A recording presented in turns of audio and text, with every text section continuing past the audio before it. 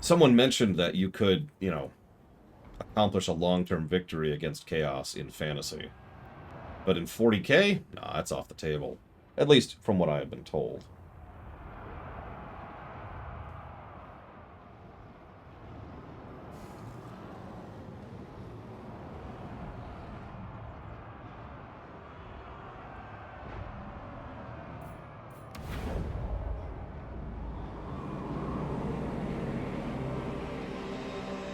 All the motherland stands behind me.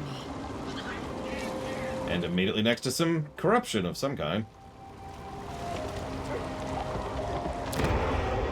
Apparently undivided corruption. Look at that dividing line of the corruption right there. Look at that. Jesus. Do we have corruption over here? We do not.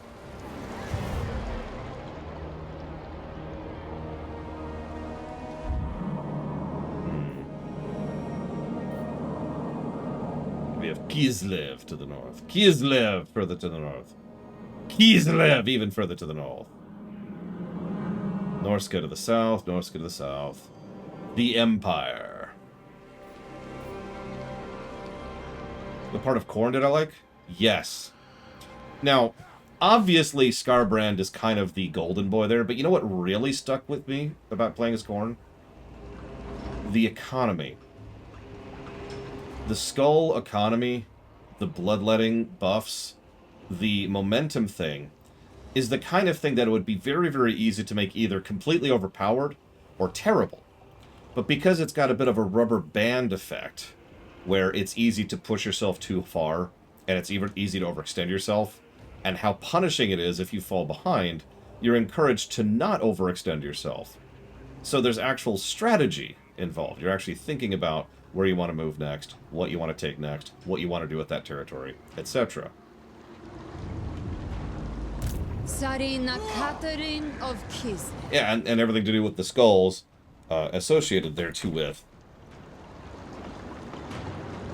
Like, it's just kind of legit. It's one of the better thought out strategic layers that I've seen so far. Surpassed by a few, of course, because Chaos Dwarves have an awesome strategic layer. Yes, Blade Taval, that's Skarbrand. So yeah, look, Skarbrand is obviously the golden boy. He's the superstar. But there's other parts of it, too. Unleash Kislev's wrath. What do we got here? I guess we'll just jump in. Let's get stuck in. We must purge this corruption. Alright, everyone. If you donate money to me, you will be saved from chaos. God, don't. I shouldn't be joking about that. Don't actually donate, please. I was just reminded of that jackass. You remember during the Diablo 3 run in Act 5? Donate your money to me and you will be saved. Yeah, I was going to say, we were like a low-level person. And we were just stomping our way through armies. We got to level 4 on turn 1. Just from massacring things that were right in front of me.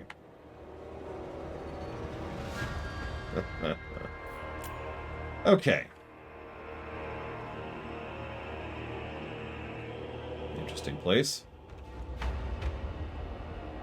Alright, so we have a tier attack and a debuff. Okay. Not great, but whatever. For the motherland. Okay, so we've got pistol and eyes. Okay, so let's do this. Let's put our leopards over here, our lancers over here. You two be our bows, and you be our front line.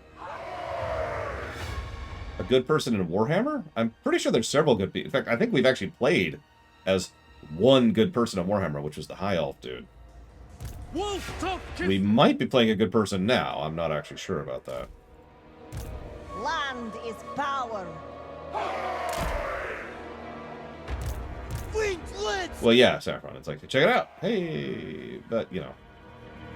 Defenders of Kislev. Oh, that's an individual unit. The people's ruler. Follow the bear. Oh, that's suspicious as hell.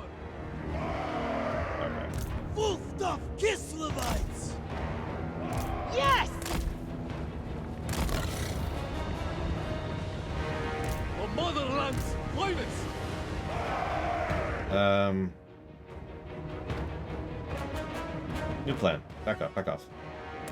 March with pride! Armored Cossars! Kislev endures! No, there's good in Warhammer. There's just no good in Warhammer Fantasy. Or Warhammer 40k. God damn it. Screwed it up. Fleet Lancers! Cossars! That is actually something that bothered me about 40k, too. There's no good in 40k. There's, you know, less evil. Which is good. So that's good to have. For the people! Actually, I need you up here. Sorry. Where's my... Yeah, there's evil, and then there's really evil. Which would you like to play as? Moving! Wherever Ursun out!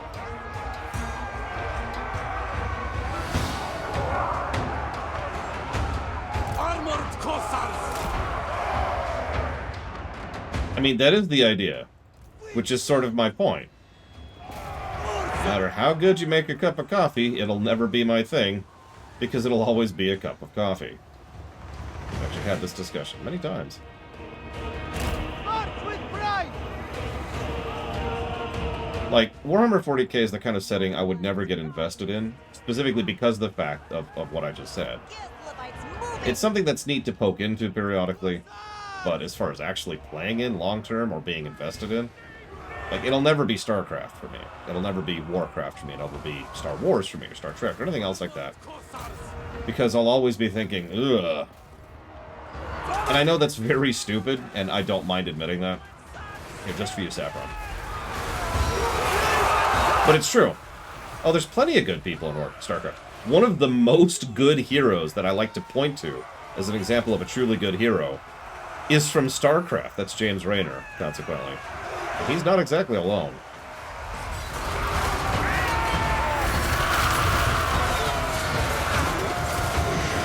But anyway, sorry, I'm getting a little off topic. As stupid as it sounds, and it is assuredly stupid, I will freely admit to that. In a setting that's horrible, I can't care. If I wanted to play or read or watch a setting that's horrible, then I'd watch the news. Armored Cossars! And that's just me. That's my take on that. The Frostbringer! Sons of Kislev! Wait, no. Kislevites moving! March with pride!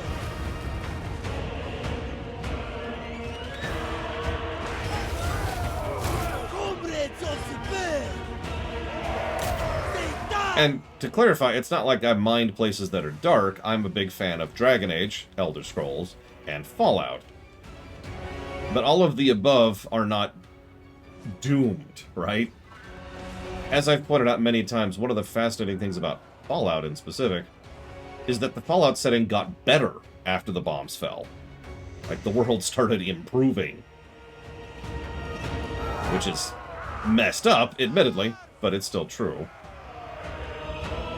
Why don't you attack? Oh, that's why. Sons of Kislev! Ice Guard! For Kislev!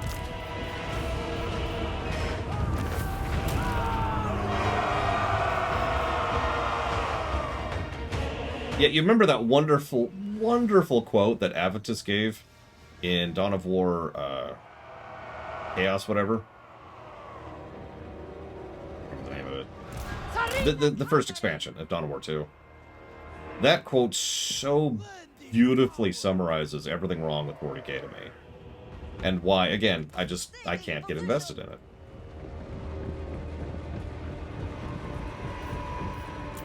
Fantasy does not appear to have that issue. And I wish Sion was here to hear this, because this is something he asked about a few weeks ago at this point. This is one of the biggest reasons why, even though I have so much less exposure to fantasy, it's already piqued my interest more.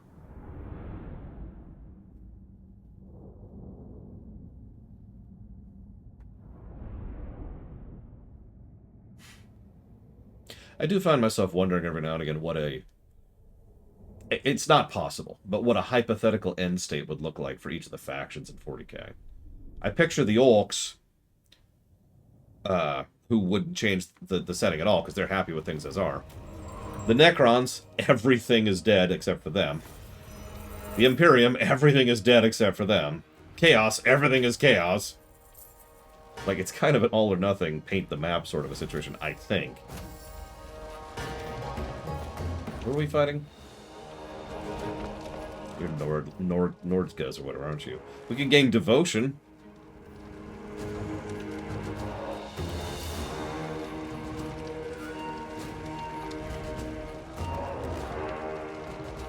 I know, right, Mr. Red?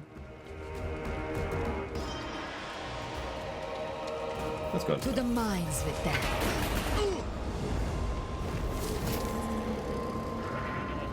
So what is our devotion? 105.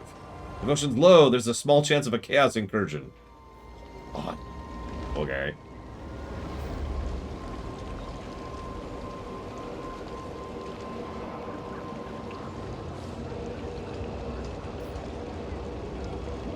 Okay, we have to figure out what Adamans are, what the Motherland is, and what the Ice Court is. So let's figure all this stuff out, shall we?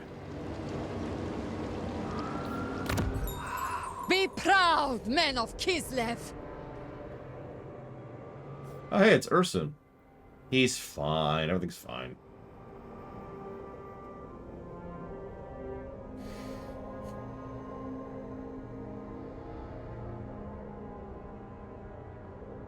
So the Great Orthodoxy and the Ice Court are apparently in contention with each other.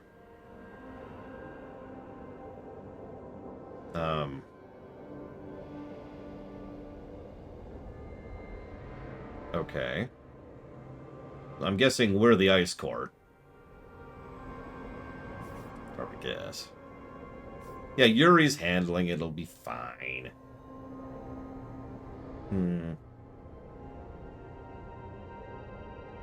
So when we level, we gain support. We gain replenishment rate, and we gain growth. We gain support when occupying a settlement. Cause enemies to attrition, and gain bitterness of winter, which is a hex. 1 when constructing a building. Increase trade. Support when fighting a battle. Gain Wrath of the Bear, which is a buff. I honestly feel like I'm going to go with Urson a little bit. I kind of wish I'd known about this before we fought that battle, but whatever. We're about to conquer a place. So let's do it. Invoke. Yes. Man, sorry, I was thinking about that. Okay. Well, I just had a freezing issue. No, we're okay, we're okay. Okay, we just bought most of our devotion. Our devotion is extremely low now. You serve me well, Kislevites! We have 2 points for that. Then we've got tech. We should look at our tech tree. Interesting tech tree. That's not at all what I was expecting. Oh, jeez. Well, clearly we want the pirates' weapons. Yarr.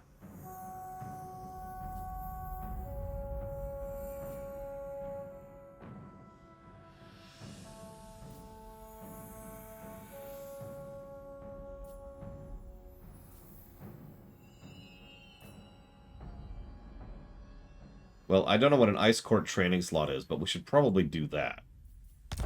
So that we shall do. What? Oh, we already have it. It's... Okay.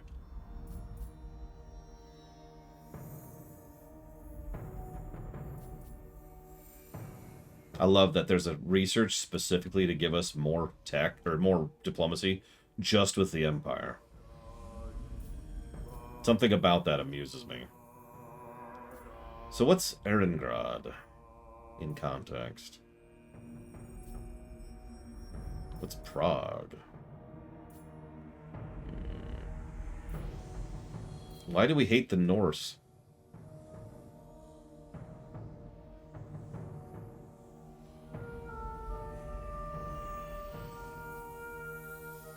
Oh, the Norskins. Okay, that makes more sense.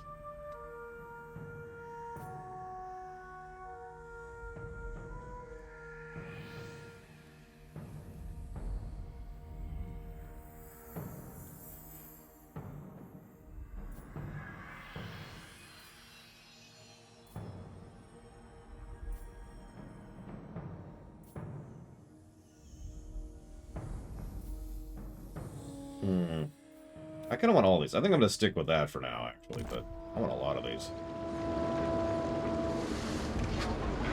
We endure. We always endure. Whether we want to or not. Why is it still flashing at me? Oh, that's why. With this, we stand against chaos. Ice Court.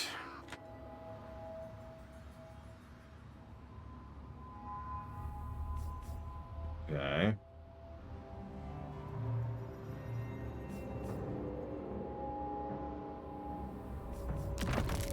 But, no, I don't...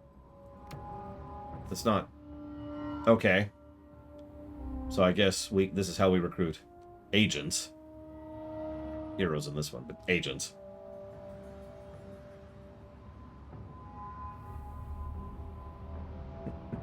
We need more guns. If you want us to fight chaos instead of you.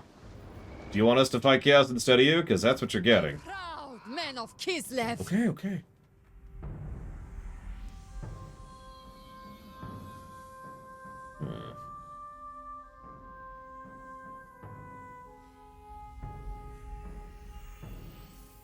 Warbear. Level 14.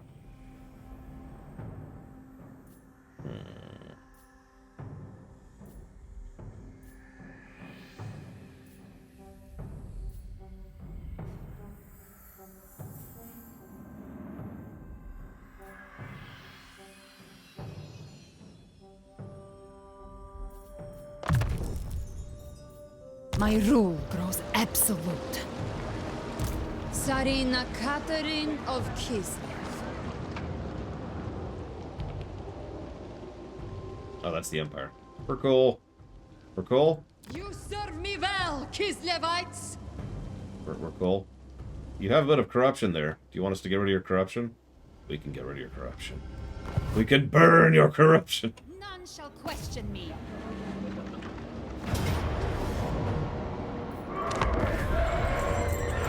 Yeah, I like the cold. I wouldn't want to live in Kislev. There's such a thing as too cold. Just also, you know, non-stop attacks from chaos and chaos-infused things. And yeah, I'm gonna go hang out with the lizardmen. That's cool.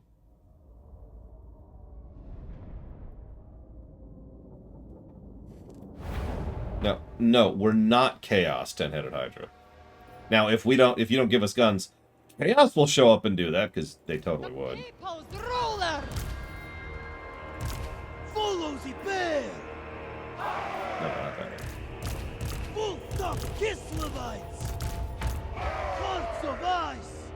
I kind of wish there was a way to like automate these groups every battle, especially if I'm gonna be using the same army over and over. But anyways. Defenders of Kislev! Minor complaints.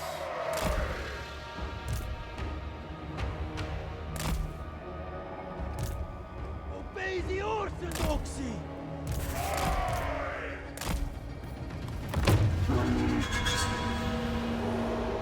I mean, I will not brook cowardice, hesitation, or in faith. this setting, if your crops started growing weird, wouldn't you burn it?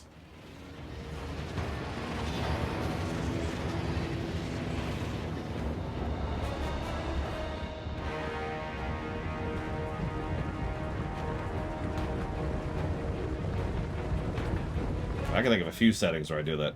Huh. The crops... Armored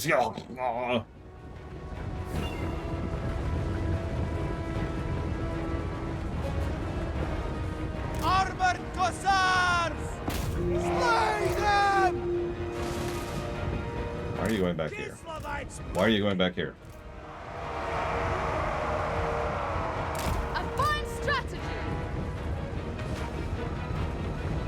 Kislev sends us forth! Comrades of Spear! So, Charge. Armored Cossars! Follow the bear! Kislev sends us forth! Armored Cossars! ice guards.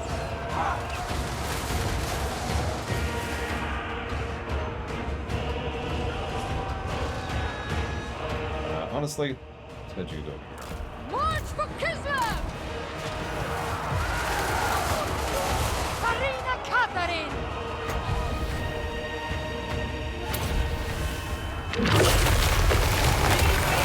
Nothing to them. That's true. We could get more crops out of our crops. Armored Cossacks! What do you mean? Oh, you're mine. Cavalry. Let him go. Let him go. March with pride! Get in there. Get right in there. The motherland's finest! March with pride!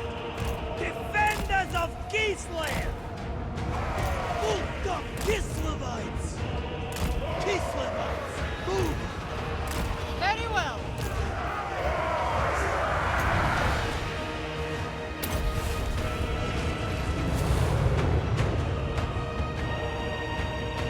Armored Cossacks! Go with honor! Kislev sends us forth! Taking point! Sons of Kislev! Charge. Kislev! Katarin moving! Obey the Orthodoxy! Break them down! Kislev supreme leader! Follow the free!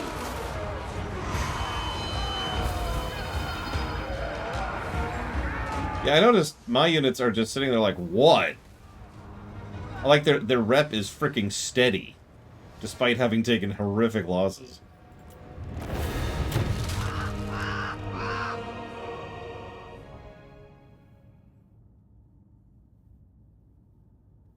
Good lord. We're shrekking with our cavalry.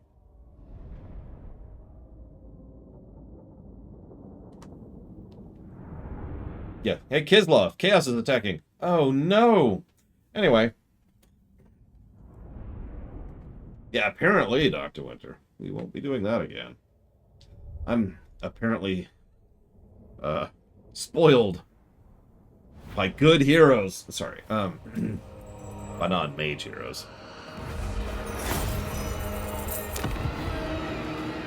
Which we will, of course, raise... No, we're gonna...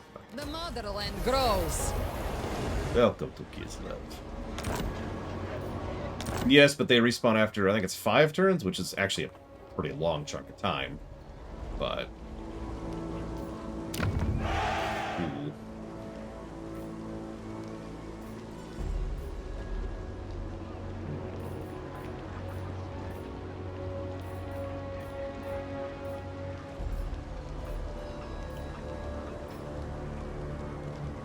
Interesting.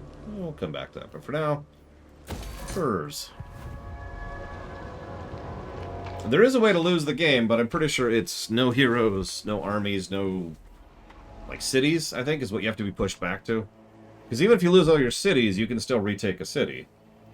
And if you lose all your armies, you still have cities to produce armies. But if you lose both, then I think you're turbo screwed. Don't quote me on that, though. Tsarina Katarin of Kislev. Listen, Loke, I don't know if you've seen the kind of spellcasters we've been playing as in this very game, never mind in fiction as a whole. But we've been doing perfectly well getting right up in people's faces. A tool to keep chaos at bay.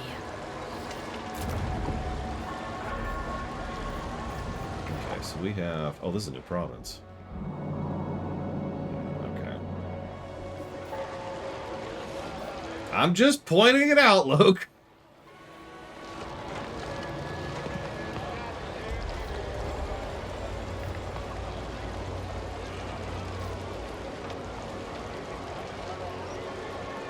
Ooh, yeah, let's get some farmsteads going. Those look good.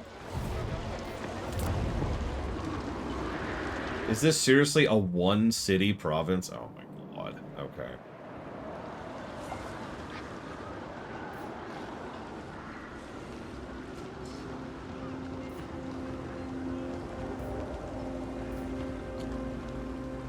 Just do the boring one.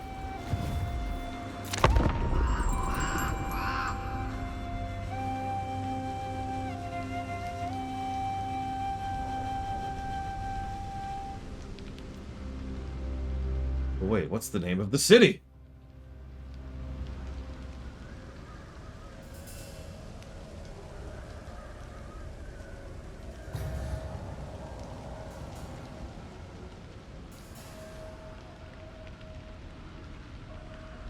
Is it just snowing here? Do we just live in Snowville? Is that what this is?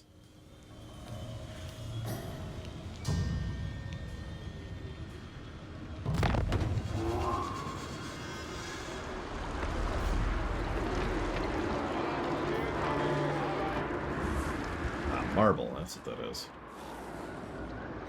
Well, this place is all corrupted as all get out. Queen of Kislev. So we need to purify.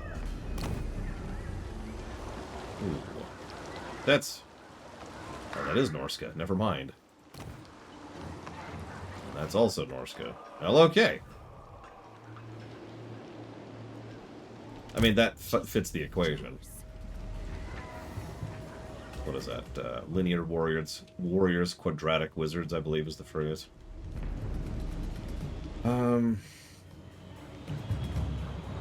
Probably need more forces to go after that nonsense. Pledge What can we get here? Nothing. Okay, let's go way over here. Stamp out chaos. Let's get out of this corruption land here. Yep. Now what can we I do? will brook no complaint. Not that much. We've got Cossars. The Spear Cossars. That's kind of it.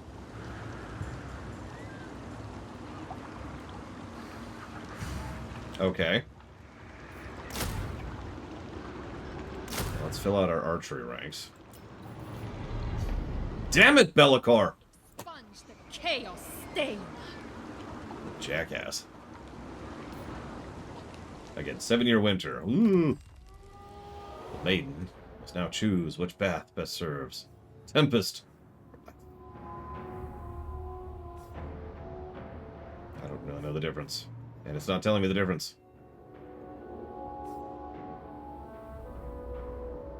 Seriously, what's the difference? Aha! Okay, so Tempest gets scouting. But Ice gets scouting. Yeah, I guess we'll go with Tempest then. Behold the power of Tempestry. And I guess we'll just wait a turn because we're building up our forces a little bit.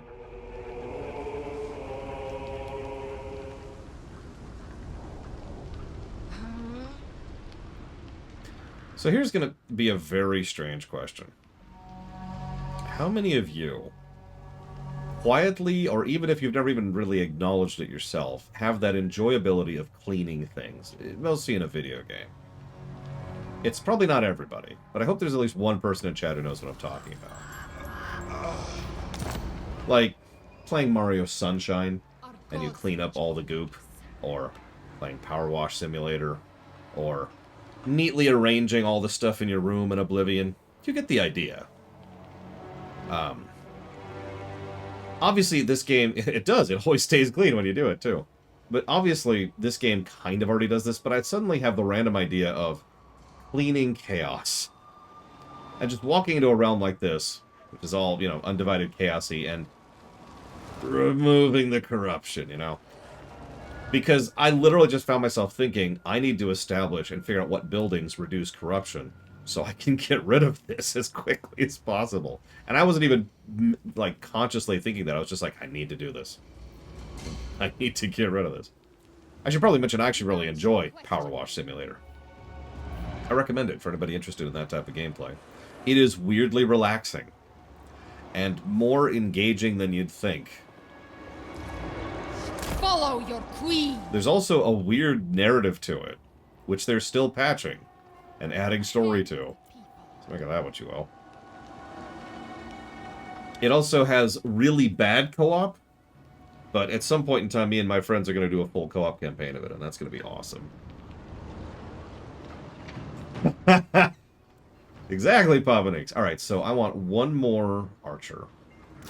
And then I'll get a spearman, and I think I'll call that good for our initial foray into the Norskins. Queen, Tsarina, witch, ruler supreme. Ah, so we could become an assassin or a research. We're gonna go with wound. Yes, yes. I mean, it has a Final Fantasy VII DLC as well, Locked to Winter. And the recent patch, the one I was just being amused by, which came out today, is adds not only backloads more narrative elements into the previous maps, but adds new maps, which continues the narrative.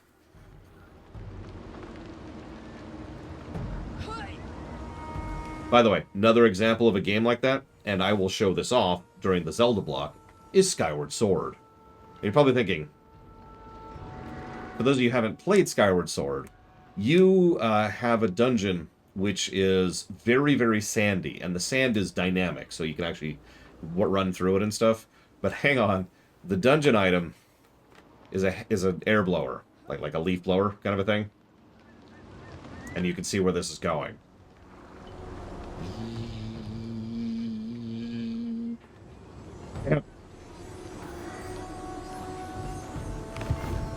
I've never played Viscera Cleanup Detail because that's a bit much for me, but same concept. It helps that I actually like cleaning in real life, unironically. Cleaning's always been relaxing to me, and I don't know, I enjoy accomplishing things, and I enjoy things being clean, so it's kind of a win-win-win for me. So, you probably aren't aware of this, Papanix, but Skyward Sword came out on the Switch last year. It was literally the thing that I was holding off on to pull the trigger on finally adding Skyward Sword to the Zelda block.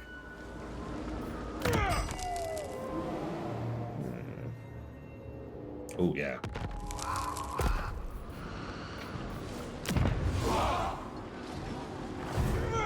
Come on. There we go. Do it for Kislev. So let's save, because we've only got a couple forces going. And well, they've got a lot. So let's see how we do. Charge! For Kislev!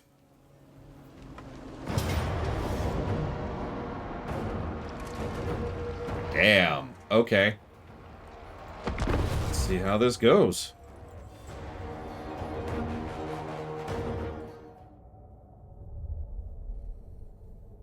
Ooh, okay.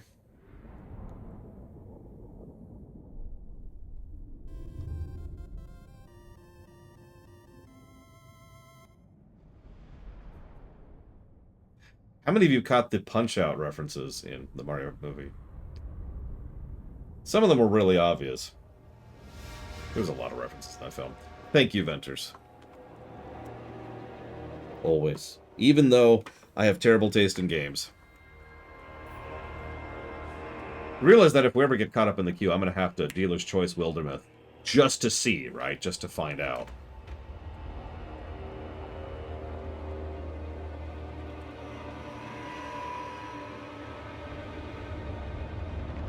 I will put that towards Wildermyth, Final Fantasy Tactics, and the grid-based tactic block.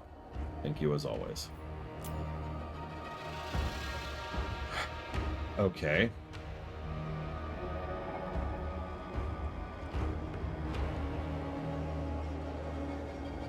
It's okay. It's okay. It's definitely...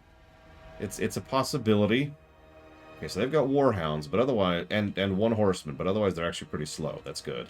I think we're gonna try something stupid. Armored Cossacks!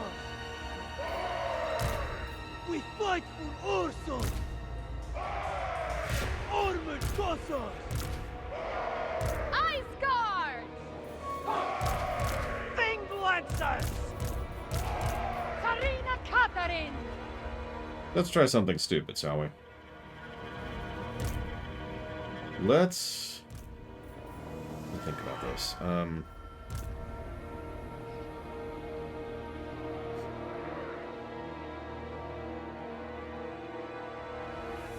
can think of... So here's my options. I can set up someone to try and delay the main force, and then devote the entirety of my force here. The rest of my force here, excuse me. Or I can devote the entirety of my force here, and try to hope that it will take longer than 2 minutes for anything other than the hounds to get down here, because the hounds will reach us in 2 minutes. But the hounds can be dealt with by the leopard, and honestly, probably by this group right here. We'll put her in the middle either way, so she can just be the caster, since she's apparently not someone who should be doing anything other than casting. And either way, I think the hard line needs to be up there, ready to start peppering them the moment they spawn, essentially.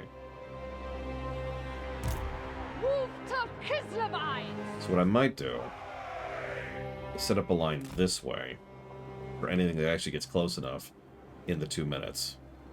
Yeah, no, 2 minutes is actually a long time, relatively speaking. I think I will keep my cavalry out here relatively loose. We'll see what happens. I'm just gonna hit speed up and watch for a minute. Yeah, see, there come the hounds. I saw that coming. See that one red unit that's just completely... Oh, they pulled it back, actually. They're going much faster than I was expecting. The good news is they will be tired when they get here. The bad news is I'm about to be sandwiched, but I think I'm going to commit to this. So we're going to go down to slow speed. Sons of We're going Gisli! to move forward Ice Guard! with everything. I think I waited a little bit too long there, actually.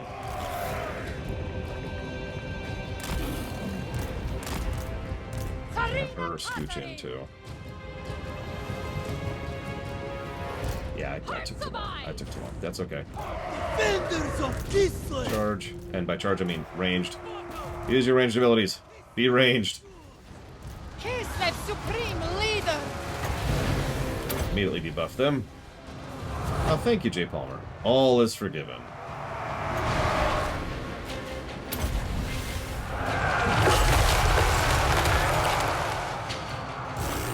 Here comes the other end of the sandwich. Thankfully, they're being cautious. Thank God. Ice Guard! Urson commands! Specifically to be attacking them.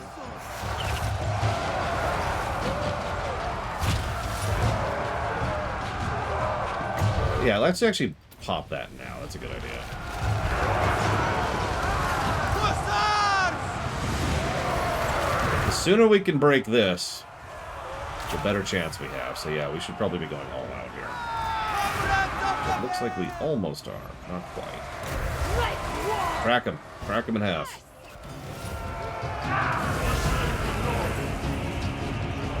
Sarina Catherine! Lots of ice! Now we're going to be in a really bad position when they come in. But I have a plan for that. Why don't you move over here? This was not meant to be! Okay, do they all run? Nope. I'll chip the boss. Okay, swivel. Swivel, swivel, swivel. Wherever Urson asks! Reposition. Gisli's Reform the line! Reform the line! Pikes in front! Archers behind! Thing lancers! Now, they've made a very strange decision. They have decided to put their anti-charge on their outer edges. Sons of Gisli! I kind of wish there was an outline mode for the banners. That would be nice. Comrades Okay. of Spare! There's a long shot. Pull back. Already out of ammunition. Alright, so I want you to charge them right now. Go, go, go, go, go. Right down their gullet. And out the other end. Of the bear! Who's out of ammo?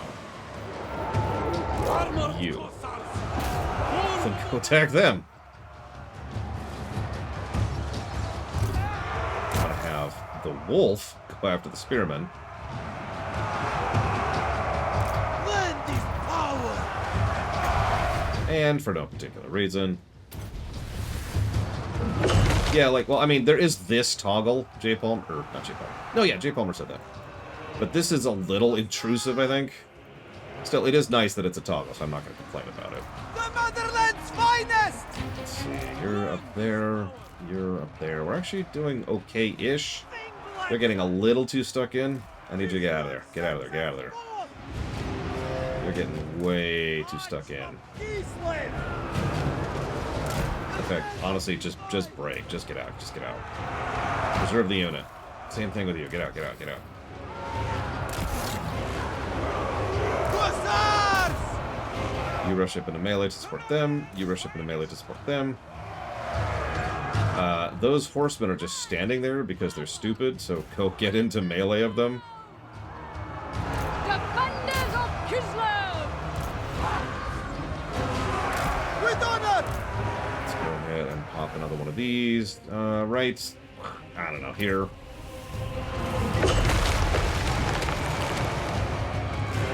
Yeah, I noticed there's the lock symbol there. Like, for example, one thing we could do is something. That one, I believe. So now, we've just got the outlines. I might actually play it like this, because this might help a little bit. Hussars! Get out of there. I'm going to lose that lever.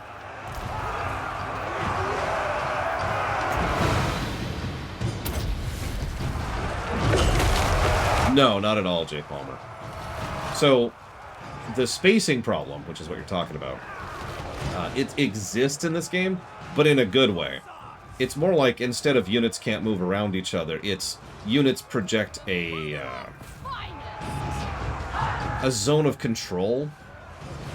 So, like, if I've got a unit that's in melee with them, pulling them out of that is going to be difficult, and I'll probably take losses in doing so, which is one of the reasons I just lost my Frost Saber. And that's how that should be. You should be able to control a zone of a battlefield, right? Okay. For the people! Die. Abandon the In fact, just completely debuff the crap out of them. Hey, Dream Whisperer. I hope you enjoyed. The Queen abides! Get the hell out of there. Now, we've got a lot of them on the run, and we've done a lot of damage to a lot of them, but this is still a little bit bad. Tsarina Catherine! For the motherland!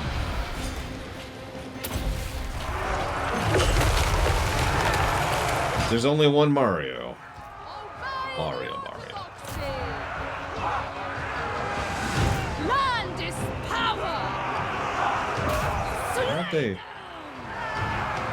So, my only complaint about Kislev is I can't seem to figure out how to properly make it so that a unit will Execute them!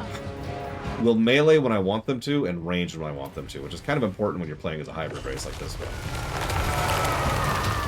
Tsarina Catherine! I thought it was just control and not, but yeah, there's the toggle, but that's not good, to be as nice about that as I possibly can. Like, I could do that, but the only thing that changes at all to really indicate that they're on one mode or the other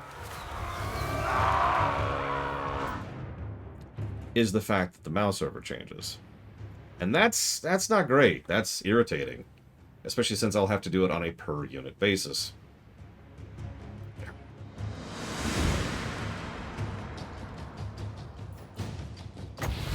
Pop this in there while we're at it. I don't know if that's negative worthy. I just think it's going to make me not enjoy playing as Kislev. It's like playing as the Protoss in the original StarCraft. It's a little too irritating to play them because they just don't have the quality of life features. So it's not really a negative, it's honestly more an absence of a positive. So I tried that. In fact, I did that during the vanilla, during the prologue, and I tried to do that just now, and it's failed several times, and I'm presuming that what it is the attitude or the mentality varies based on the unit. Like these guys right here, right? The ice guards with the swords. I was like, go attack them, control click. And so they start ranging. And I'm like, no, control click. Ranging. Now, if it's alt click, that would explain it, because I've been hitting control click this entire time. Whoops, that's not the pause button. That would also explain why they're not doing what I want them to do half the time. So if we can just kill him, that's my last goal here. Kill that dude. If we could kill him, we got this. I mean, we're going to lose, but it'll be a worthwhile loss. Loss with honor. Almost. Almost. Don't break. Don't break. Just keep killing him. Just keep killing. Just keep killing. Kill him.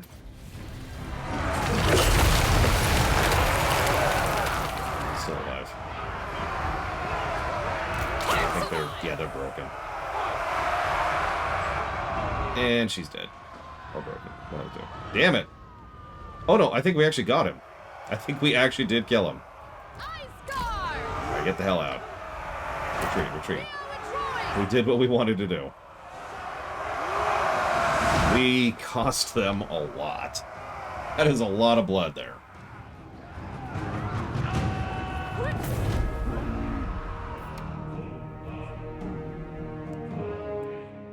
Okay, so this is going to sound like a funny question, Von Falkenstein.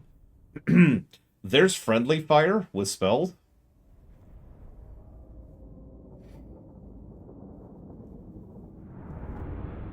I've decided to never use a caster ever again.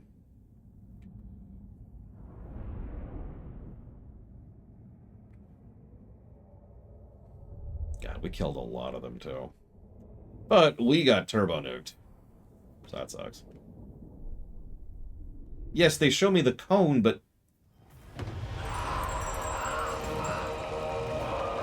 if I cast Blizzard in Warcraft 3 on an area of effect, and it shows me the area of effect, I could stand all of my units in there and do a jig, and they're fine, because there's no friendly fire.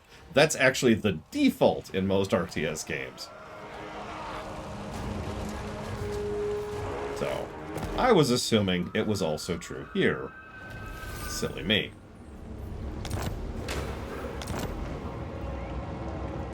Sarina Catherine of Kiss. I'm amazed any of us lived through that. Get out of here, get out of here. Shadow of my palace. But anyways, I will accept that friendly fire exists, The motherland and I'm going to give it a negative right now, because that's terrible. That should be a toggle. That's actually awful. What do I put that under?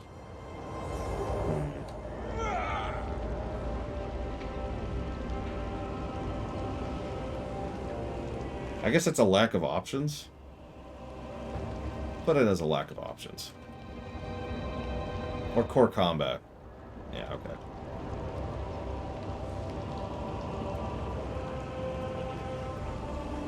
Like, that's atrocious. I will never use a caster again. That's garbage. Ow. It suits my purposes. Okay.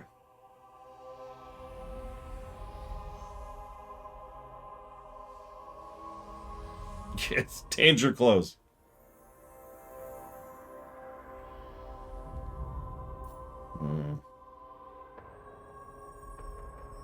I mean, if you enjoy friendly fire, that's cool. That's why it should be a toggle. As I already mentioned. Like, you're not going to change my mind on this one. That's terrible. The end. We're done. Moving on. It usually is under difficulty options, yeah.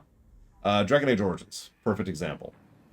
Dragon Age Origins is a game where spells being friendly fire is a part of the difficulty A options. gift from Kislev's great gods. I'm trying to think. I know there's at least one other CRPG where friendly fire is a specific toggle that you can add to like, in the difficulty options. Like, there's multiple toggles. One of them is, do you want friendly fire? That might be... no, that's not Divinity Original Sin, because that just has it on. I know there's something that does that. And I remember this because when Gary, Pax, and I were playing it, we specifically were like, turn that off. Because we didn't want to be killing each other constantly. Okay. Can we retreat? Why can't we... okay, so we're dead. Kislev endures, now and forever. Cool. So anyways, that was Kislev.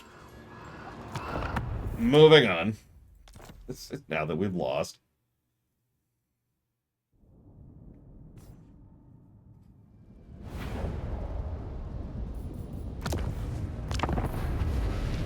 Bring me to my men. Let's see. Only Kislev's greatest.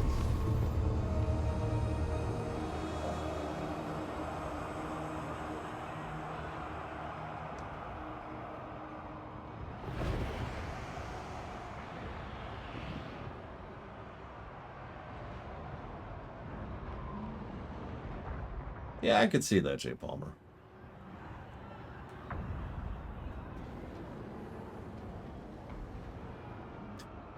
It's always with the bears with these people. Now, in Command & Conquer Red Alert 3, you can actually launch bears. Literally launch them through the air, and they'll parachute behind enemy lines. Actually, I forget how that works exactly, but it's a thing.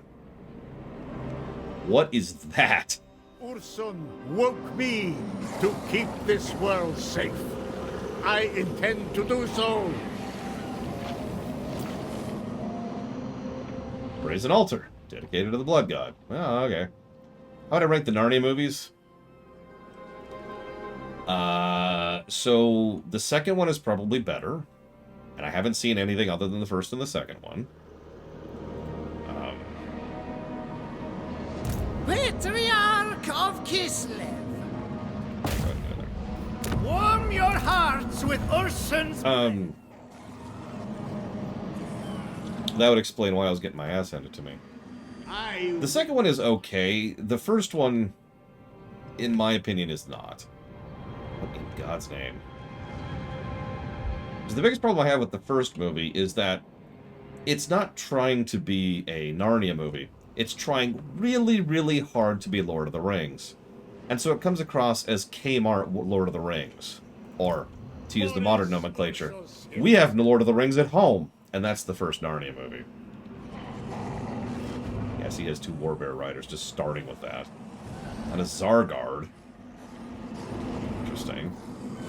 So we're going to try Alt-click this time to see if that actually works. Cut them down.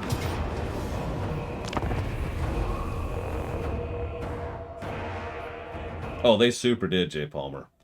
Lord of the Rings caught most people by surprise. Which is funny, because it really shouldn't have. It was one of those Star Wars situations. Anybody paying attention would have seen what that was going to become.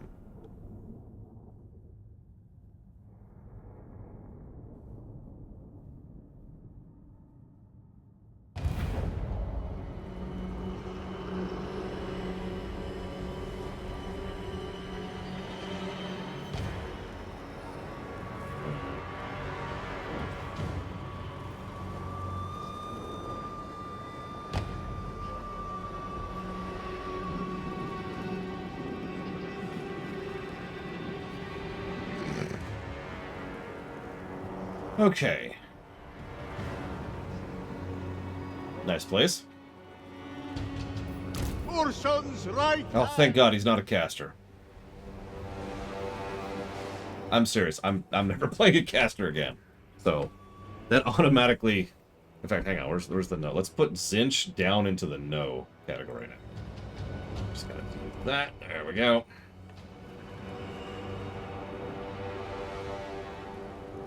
Okay.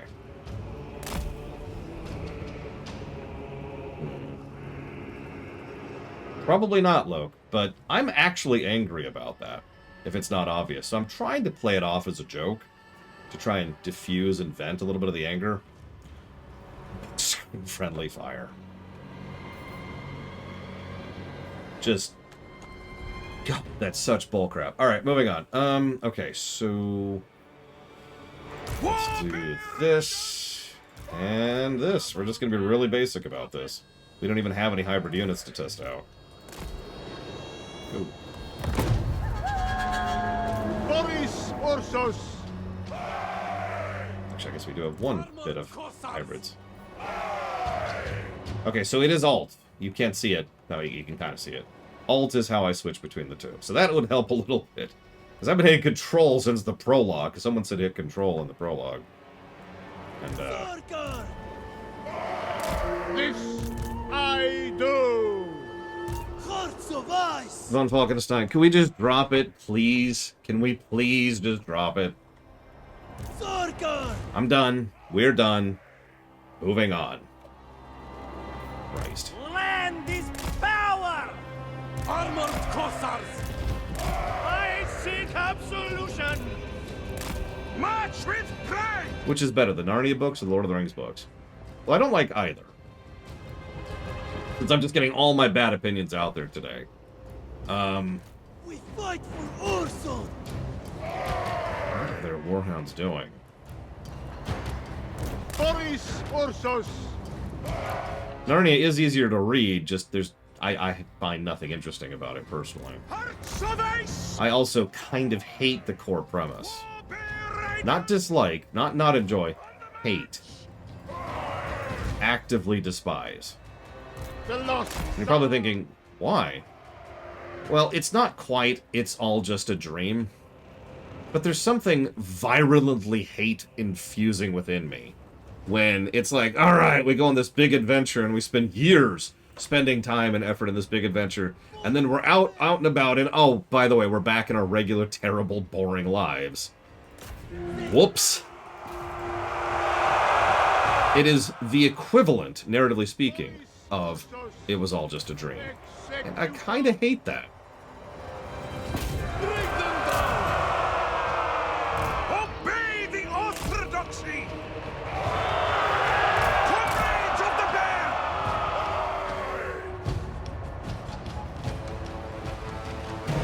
Taking position! Yeah, it's like, okay, we did this all... It's not just the fact that it didn't matter, although that is obviously a big part of it. But it's also the fact that... The motherland's finest! This is going to sound very strange. But it kind of makes their reward for doing all this great and wonderful stuff being kicked right back to their terrible and unpleasant lives. And there's something extraordinarily depressing about that. Patriarch moving! But yes, I enjoy Lotro's story well enough. Although you literally couldn't pay me to play it. Patriarch!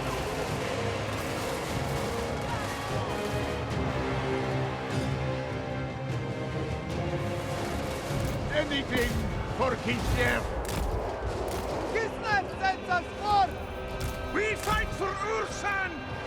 Hearts of ice! Possibly, Loke. I kind of put the series down, The motherland. so I'm not that familiar with it past the first few. Of ice! Kislevites moving! Indeed! Very well! Hearts of ice! Go with honor! Wherever Ursan asks! War bear riders! Armored Cossars! Defenders of Kislev! They come at Kislev's wing! That does get rid of the outline. I was curious. For the motherland! Armored Cossars! Go with honor! Patriarch! Absolute obedience!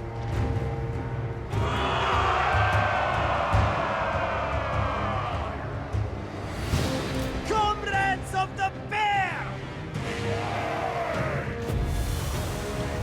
Slaughter them! It is our I duty! am the war. I go with reverence! Okay.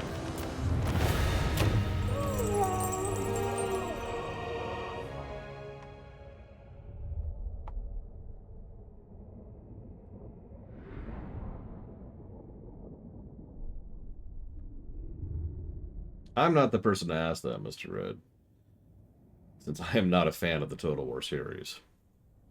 Total War Warhammer 2 was the first time I ever enjoyed the Total War series.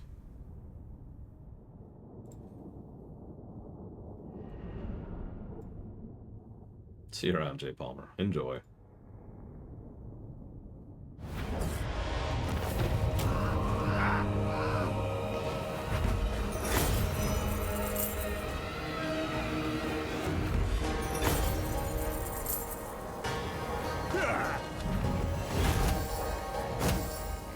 Yeah, it's probably worth it.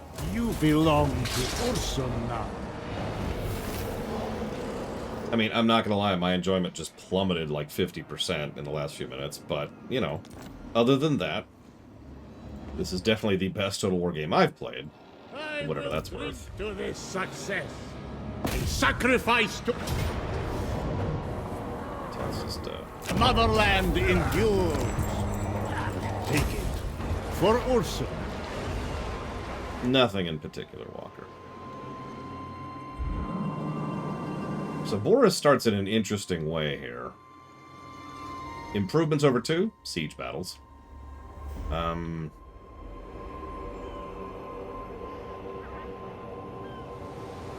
Yeah, interface. I was trying to think of a way to summarize the words.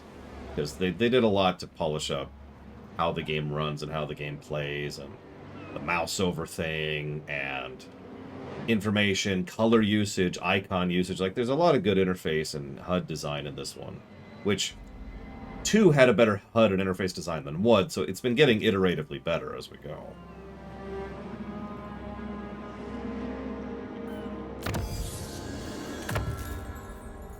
A boon to our great state.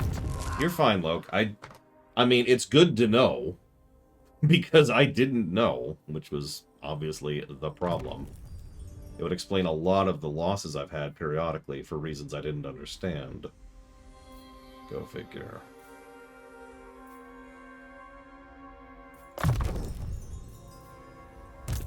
Boris Ursus himself.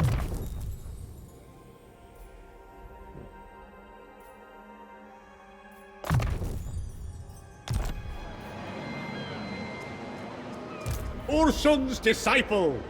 It helps my homeland.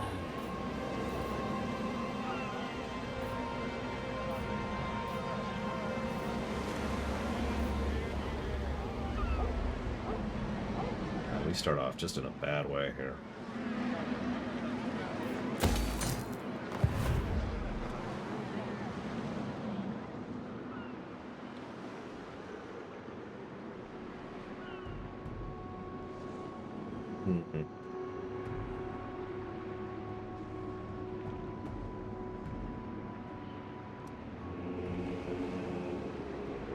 What would I put that under?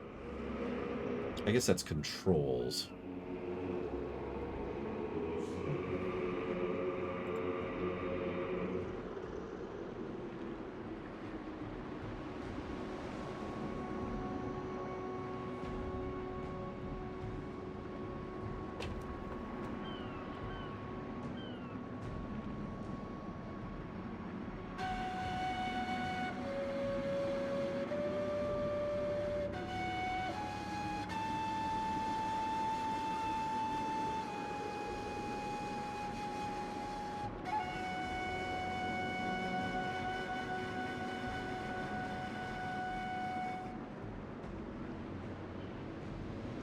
No, I just gave it 5 seconds ago, Logue.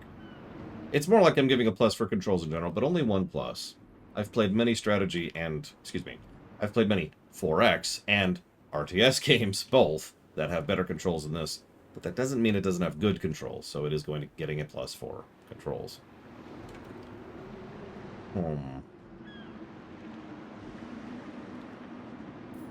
I return. It's dead. I'm not sure about that one, Saffron. It's nowhere near as bad as in Dawn of War 1 or 2. Or, excuse me. It's nowhere near as bad as in Dawn of War 1. And Soulstorm, which for some reason I was thinking of as 2. That was just absolute insanity.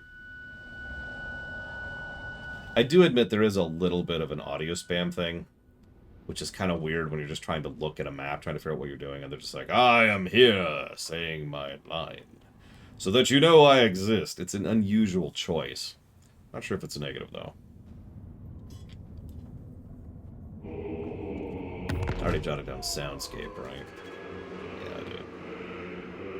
Yeah. Heresy. Oh god, I forgot the whole quote. Witchcraft, heresy, mutation! Yeah, I hadn't played that game in like 15 years or whatever, however long it had been.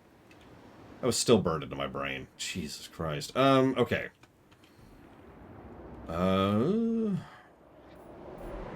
Kislev. Super duper Kislev. So that's Slanesh, that's Korn. I know where I am. Yeah, there's Bob over there. Kislev is in your brain, as it always shall be. The motherland needs men. Wow, that's a terrible recruitment line. Reborn for Kislev. Wow, that's awful. The lost Tsar returns.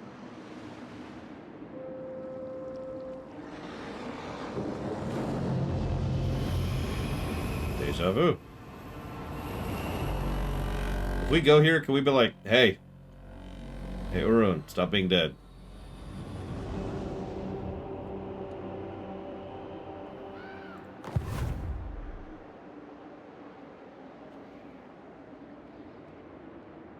Yeah, it's like bark frequency or something like that. Whatever his damn name is. Urson. Urson's his name. Well, screw Urson. He is too weak. We must kill him now. He's not dead. Ugh. What does it take for someone to say dead in this setting? God damn. It Fine. is Let's go kill Urson. Urson. Let's go. Let's go.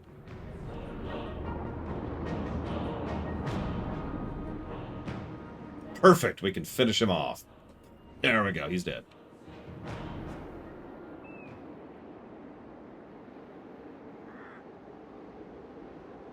Is that a Skaven settlement? I mean, audio spam was actually much worse back in the day. Like, Warcraft 3, I know this is going to sound strange, doesn't have as bad of audio spam as Warcraft, or as StarCraft, which doesn't have as bad as Warcraft 2, which doesn't have as bad... You get the idea. It's just... It's been a slow walk away from the audio spam problem.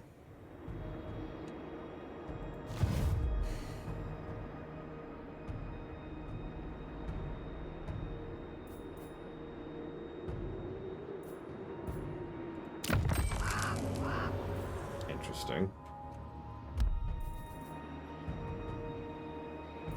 Oh, God. I mean, no, the worst audio spam is Halo Wars 1. Same exact line every time you give an order, no matter what. And they say it every time you click them. And you're encouraged to have, like, there's not a large unit spread, so you're going to be using the same units over and over. That's pretty much the trifecta for audio spam.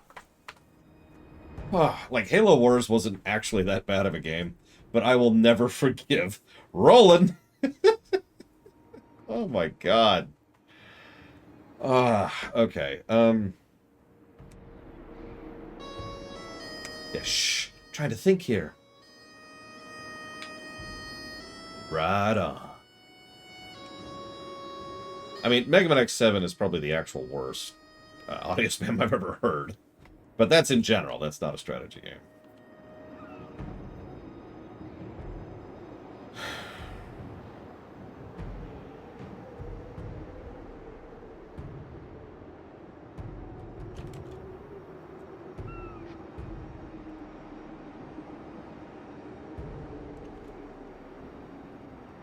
Let's do something weird.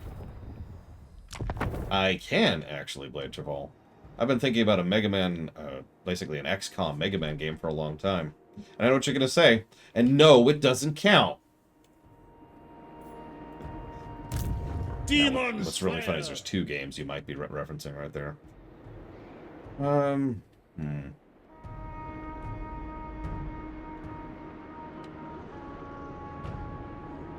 Ugh. It's called Command Mission. Venters. Mega Man Command Mission. Mega Man X Command Mission. It kind of sucks. I'm debating something with Kislev. That's what I'm doing.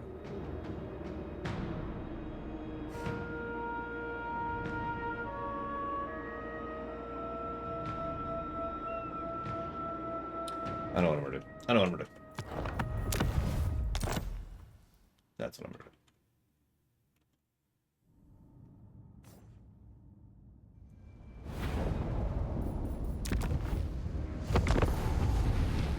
do. As I hold Gal Maraz.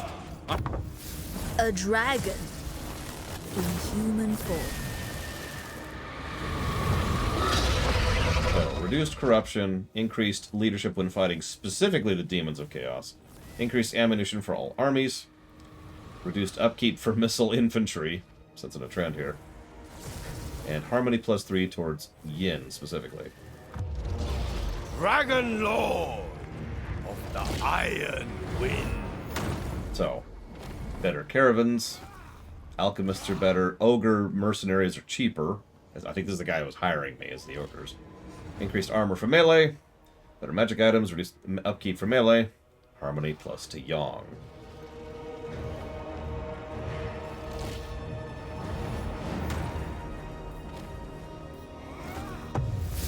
Supreme We'll do this one. master of the storm.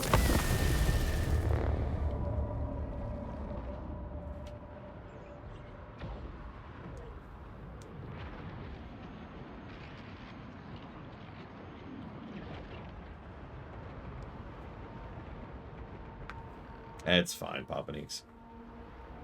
It's fine. I imagine in order to even make such a mod work, because of how spells are probably designed in this game, you'd have to manually go through and adjust a flag on every single spell in the game, and there's a lot of them. That sounds like a very boring mod to make. Plus, as everyone in chat measured by ganging up on me earlier, I imagine most people want there to be friendly fire, so there's not a lot of demand for it.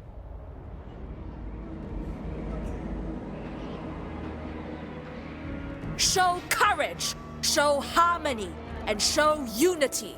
This is the Cathayan way. Oh, I use that cheat code all the time, Dudatron. It's fantastic.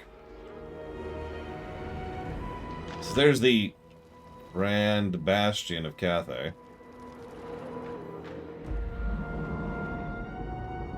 Doesn't completely cover it, but that's a pretty impressive wall, all things considered.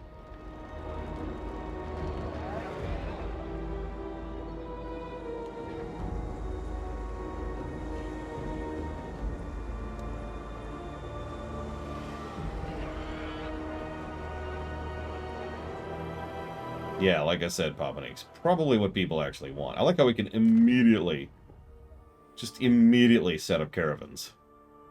Look at that.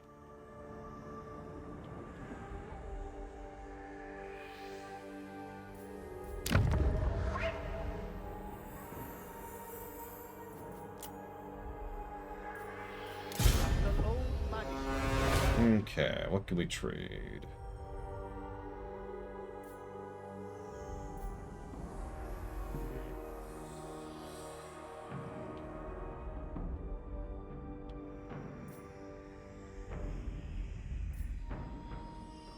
Oh, it's not like the Chaos Dwarves. Oh, does it carry white noise? Well, never mind then. So, okay, sorry, I was confused for a second because the Chaos Dwarves, you trade X for Y. As opposed to... Was it Civilization 3 or 4? Maybe it was 5. One of the Civilization games added a function where you can have a trade unit, and it goes over, and if it gets to its destination and comes back, it brings X money, depending on how far it went. And that's what this looked like, if I'm just guessing.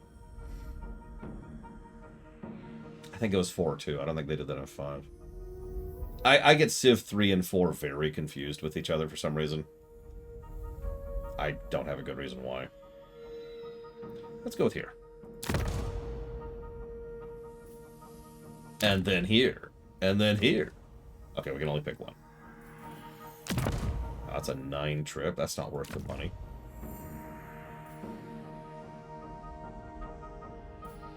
So, and it costs us money. And if they're intercepted, that's screwed. Okay, I think I get the idea. I think. The great enemy must be resisted. I will admit I am very biased because Civ 5, with all expansions, and that's very important, is probably the best Civ game for me personally. But I don't think I ever played 3. I'm not even sure, and this goes back to that I don't have, like, I get them confused things. Because I'm not sure which memories I have are of Civ 3 or of Civ 4. Because Civ 3 and 4 both came out when I didn't have money, or a computer, or a house. So, I kind of skipped over those without really meaning to.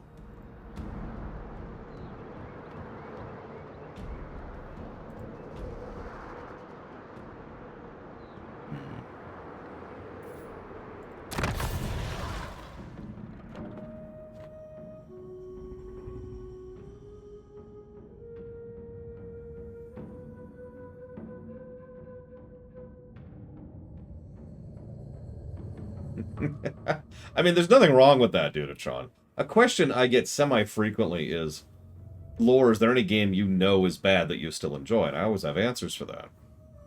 Because that's just how I am. I usually get that question from people who like a game I am giving negatives to. And I like to repeat that every now and again, because it's worth keeping in mind that just because a game has negatives doesn't mean you can't enjoy it, right?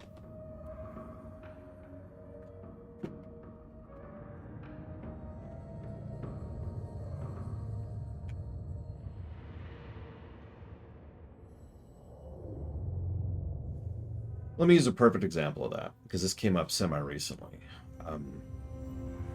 Oh god, I still can't think of the name of it. Okami, which is a Wii game and several other things. It's a painting, you know, it's a Zelda game, but you're playing as a wolf god, and, you know, you've got a dude on your back who's the size of a pea, and you get the general idea. If you've heard of it, you've heard of it. If you haven't, you haven't. It's an extremely stylized game, though. And I mean extremely stylized. It's kind of its shtick. And I know several people, when we reviewed it, who were rather upset because I gave that game a pretty negative review because it's not a very good game. But there's lots of people who enjoy it because it's unique, because it's stylized, because it's an interesting way to essentially play a Japanese painting, right? And that's good, and that's cool, and I'm with that. No judgment. Unless you like Ride to Hell Retribution, then we gotta have a talk. Yeah, Psychonauts 1 had the exact same issue. Psychonauts 1 has not aged well. But I can see why people like it. It's not that hard to perceive. Drakengard, another example.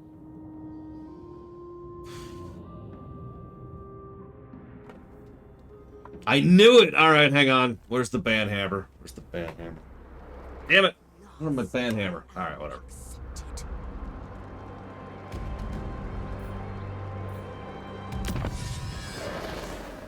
Interesting tech tree.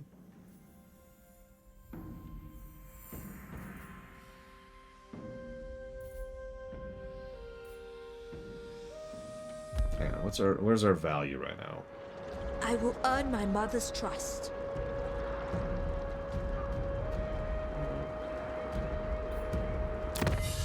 Psychonauts 2 was legit.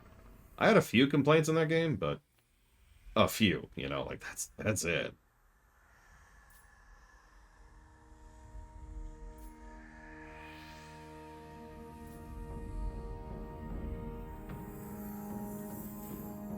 Yeah, KOTOR 1 didn't age particularly well either, which is a damn shame. But of course, that is a beloved classic for many people. Well, you see, Flagant, here's what I have to say about the meat circuit.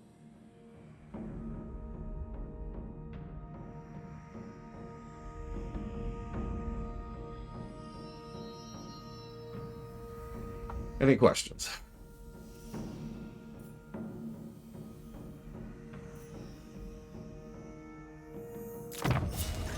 For the defense effort. Honestly, God, screw Meat Circus so hard. That might actually be the second worst outro I've ever seen in a video game.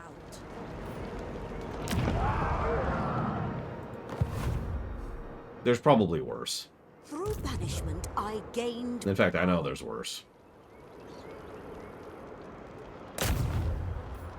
an appealing experiment. The storm. I'm pretty sure Secret of the Stars was actually worse, too. When I say that out loud. So I guess we'll go kill some rebel scum. What do we got for forces here? We've got a dragon who is a spellcaster. Uh-oh. I'm sorry. Now I'm just memeing on myself. So we've got Yang, Yin. Okay, so we've got... We've got gun people and crossbow people, which are actually not gun people. I mean, Tetris is just the best, obviously. Every game... That would be horrible, wouldn't it? Imagine if every game just got like an automatic plus to something every year it was out.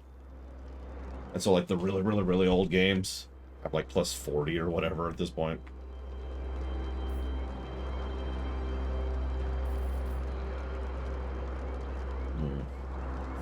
Alright, well. Okay. Let's see what we can do. Oh man, I can't wait to play Tetris with ray tracing.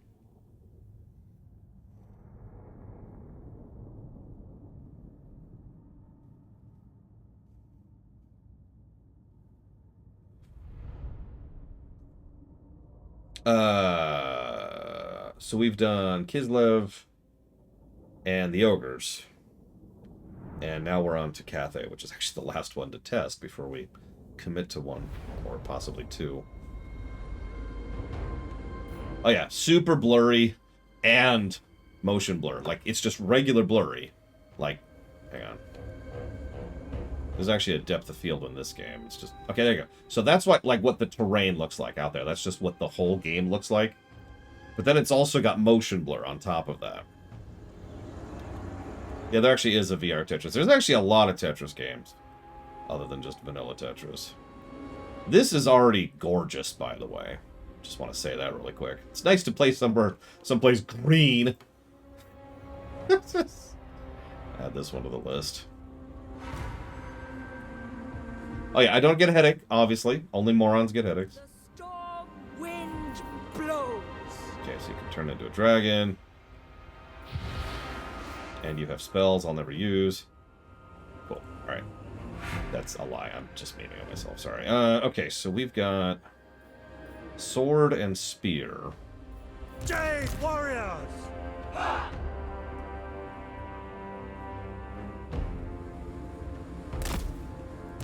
Put spear right in front of that.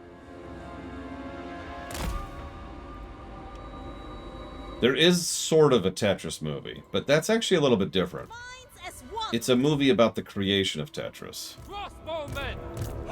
which is a more interesting story than you'd think, if you're not familiar with it. Warriors!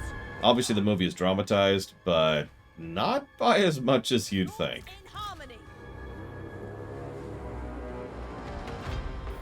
The storm dragon. Some messed up stuff happened to allow for the creation of, and more importantly, the distribution of Tetris.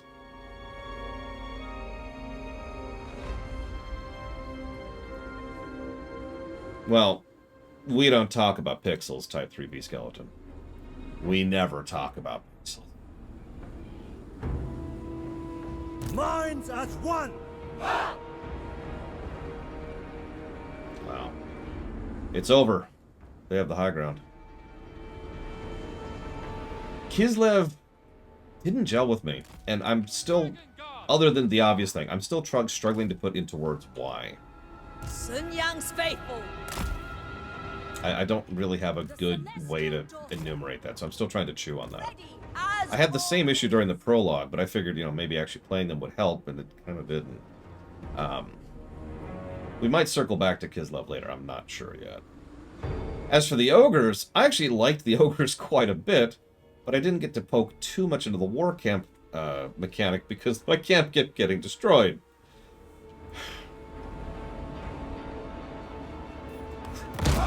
See? Yin and yang, pancakes. We got this. We're cool. Oh, hello. We're just opening up with that, aren't we? Face evil.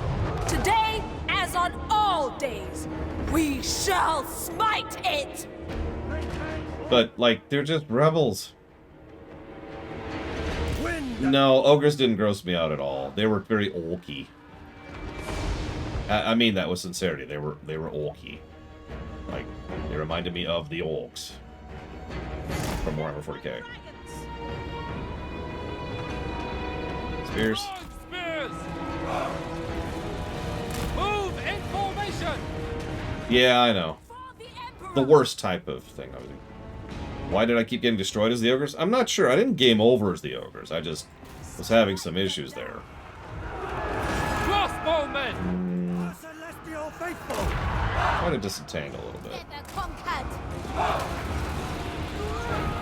Let's get rid of that for a second so I can see a little bit better. Wind and fire! Reestablish right here. Move as Quick, wind! quick, quick, quick, quick. Master of Tempests. So you go and transform. Of Gairan.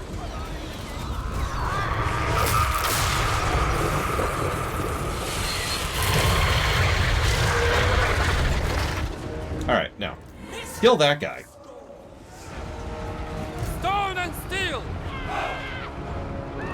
Will of the dragon! So we weathered their first assault, and they honestly got nothing left. Let's go ahead and scooch these up here. The artillery is still getting in position. Look at that range! What is this, a dwarven unit?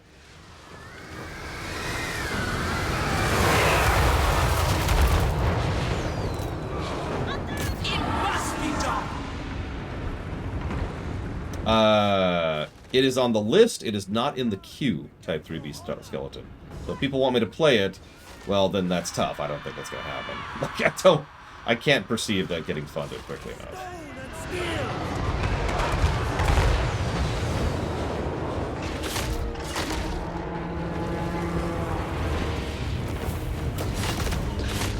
Crossbowmen!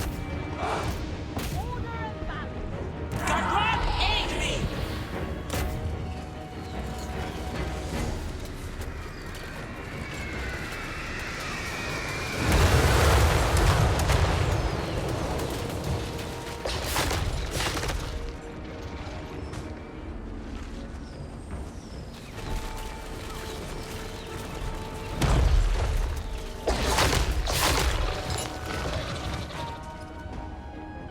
Don't mind me. Just playing with my meal.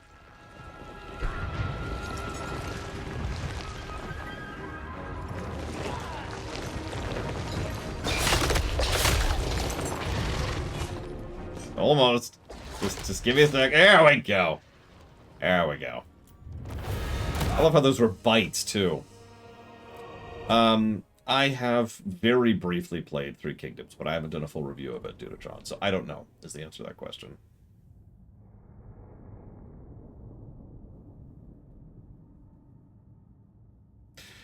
We took 0 losses.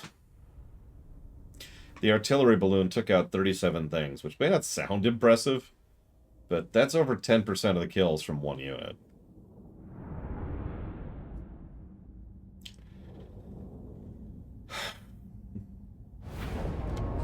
Hey, stop rebelling so we could go kill Chaos. Please. We need the replenishment. I pardon you. Go home. This is actually the first time we've played as a... No, excuse me, the second time we played as someone who has access to artillery Pride is not undeserved. in this particular playthrough. Yeah, that's true. The balloon also spent most of the map repositioning. Might of the storm. I mean, I pardoned them. Look. So what do we got here? Couple of jade. And then peasants.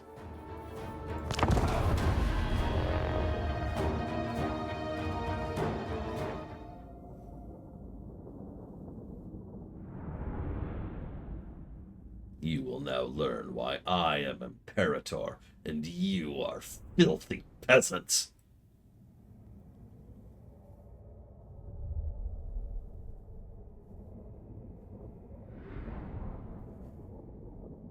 Points if you get it.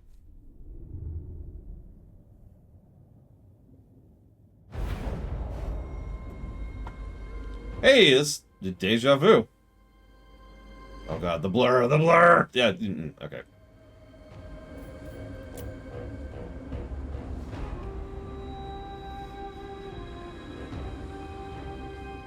Order and the balance. You know what, you just stay there.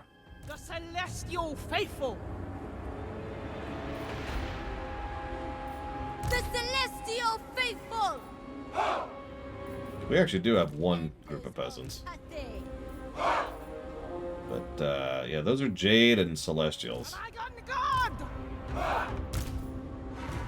The Celestial Daughter. So, you may fire when ready. I have defended Cathay for generations. I will not fail now. What's with... Oh, is that the Harmony buff? Because we've got... The Celestial Faithful! Yep, I was gonna say that. I know there's some yins here. So I saw that earlier. Dragon crossbows! The storm wind blows.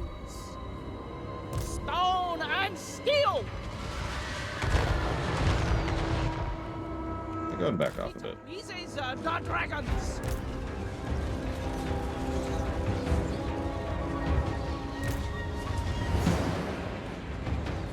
The storm unleashed. Never conquered. Fight as one. Celestial fury. They will perish!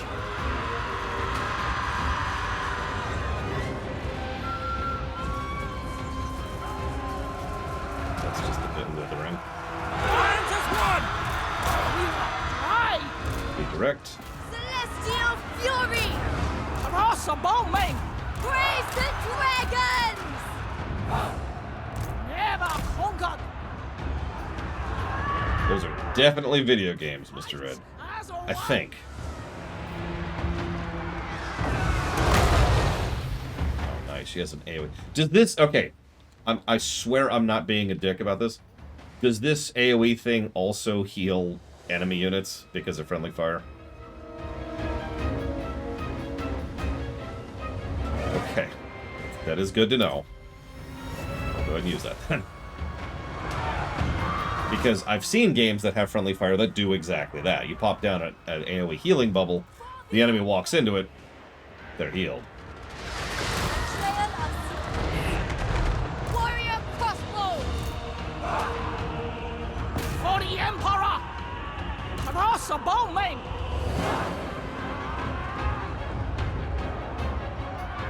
Marching as a one! Run, boys! Ready to defend.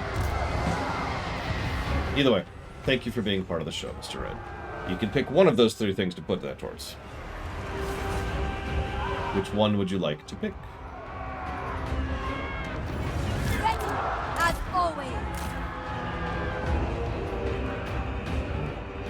I was about to ask about debuffs, too, because there's like the ice patch that Kislev had.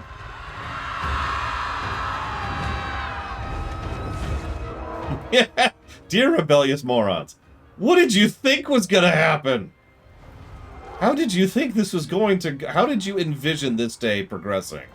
I feel like that all the time in EU4. Hesitation! And honestly, a lot of games that have rebel mechanics, because rebels are just the worst. They're just the worst. Attack in unison. It is fated, You know what? guided by ancestors! Well, this is how your day was going to go. Restore your In case you were wondering. I do like how there's a tooltip there that actually indicates whether they're both harmonized or not. That's kind of cool. I like it. Good tooltip design.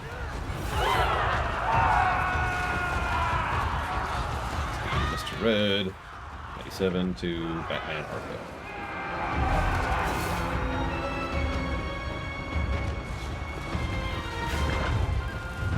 I was like, how have you not given up yet?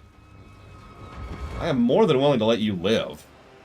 Unlike everybody else I've been playing, I just want you to join the fold. So we're not going to kill you all. We're not going to gather your skulls. We're not going to sacrifice your souls. Just get back to work. God.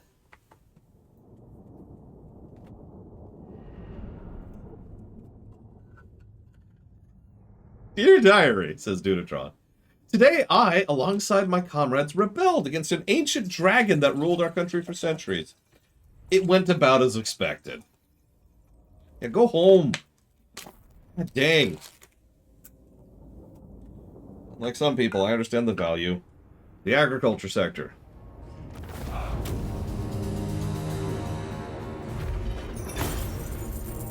We lost 9 units. I am disappointed. You know, actually, D20, that would make a lot of sense. Because these are the peasants, right? The frontline troops are probably very familiar with how bad chaos is. God. Look at the kills. That stupid artillery got 99 kills. Make a watchtower of it.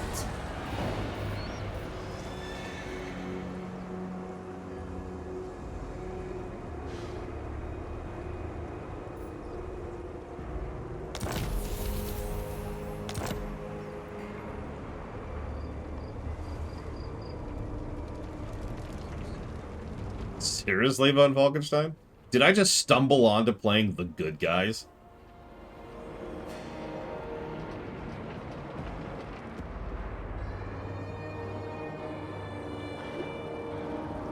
I know, it's not that simple, but still.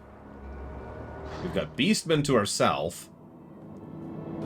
We've got the Ogres to our west, and we've got Chaos to our north.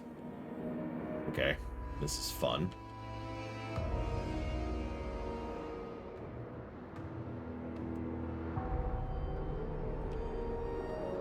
The Storm Dragon. Oh, we now have the province back, too.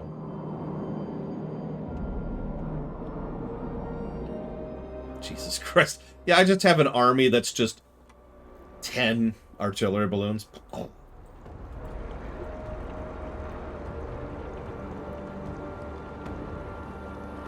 Anything left? Hang on, there's one guy there. Alright, so we have a Jade Barracks, and we have nothing. Can't build landmarks yet. We probably want to get our clay pit going. Well, let's go and do that. Unique resource. Anything over here? That gives us Jade Warriors, which I think we already have. That gives us Peasant Horsemen! Yeah!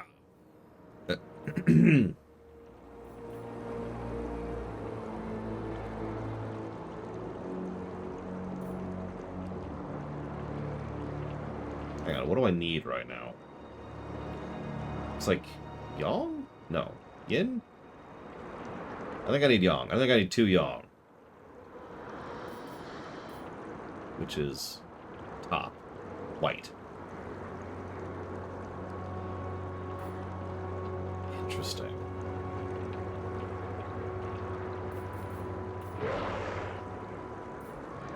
Fascinating, actually.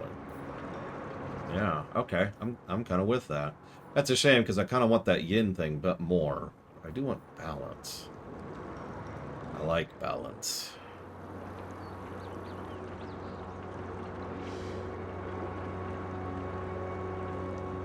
I'm sorry, War of the Beard?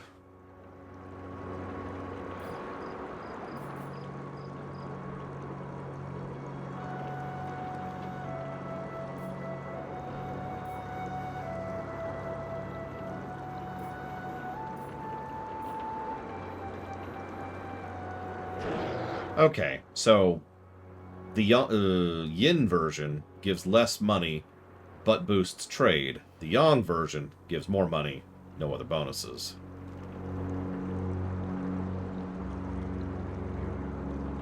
Elves are good. There are good elves, individual elves. Honestly, the surviving blood elves, as in the ones who are not loyalists to Kael'thas, are actually pretty legit dudes.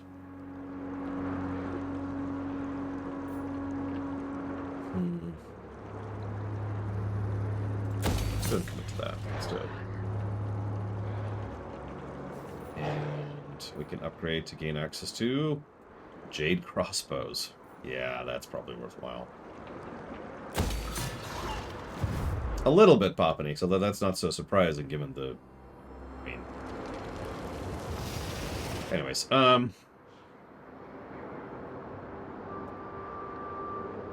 nicest elves in fiction? Okay, no joke. several of the Warcraft elven factions are probably some of the nicest elves in fiction. The only real exception to that is probably the Lord of the Rings, where the High Elves are kind of just cool for the most part. They are the good guys. They're angels, for God's sakes.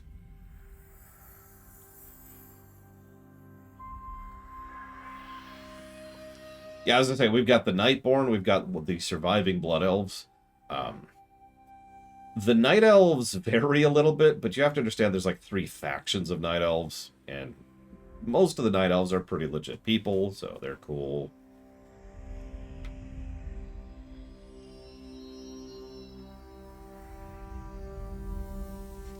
No promises, Loke, but absolutely. I mean, even amongst the Sentinels, which is usually Tyranda's faction, there's some pretty cool elves there. One of the things I found funniest when I was going through Shadowlands is that Tyrande was consistently terrible, but we got, God, I can't think of her name, Tyranda's adopted daughter, as we were going through Shadowlands. She was like the main Alliance NPC for quests and story and stuff. Chandris, thank you. And Chandris is actually pretty cool for the most part. Like, she had this one line of, the Horde are evil, and then she went right back to being cool immediately. And you could tell they just threw that line in to be like, oh yeah, BFA happened. Okay, anyways, back to the story. It was really funny to go through. Tyrande has never stopped being terrible. It's really pathetic. I've come up with a new Lorium, by the way. This is not a joke.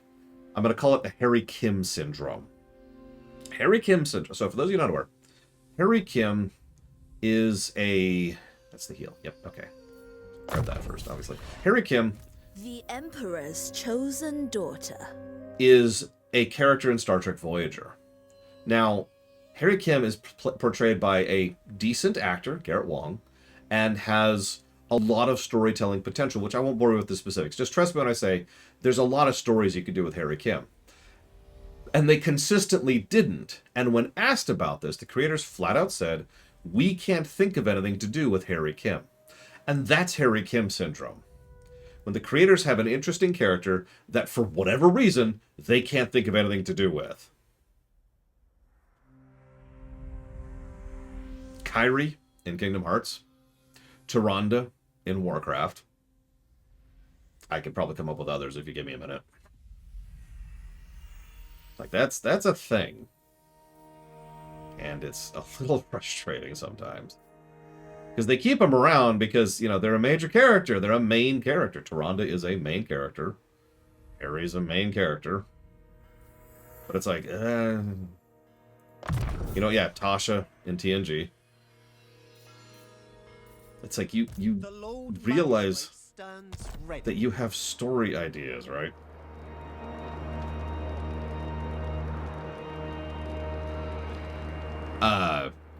Yes. So, obviously, we're having a terminology problem here, Saffron. There are main characters, which in, like, for example, an RPG would be the party members. And then there's the main character, like in FF7, it would be Cloud, for example. But a lot of fiction tends to rotate around those, mostly because of rights with regards to actors. So, main characters, aka A-listers, or people who have their name in the opening credits, tend to get treated differently, even if the creators can't think of anything to do with them. And yeah, the big 3, which is kind of its own problem. But anyways, are we good? No, we're not good. We need to do an edict. No corruption, as it should be.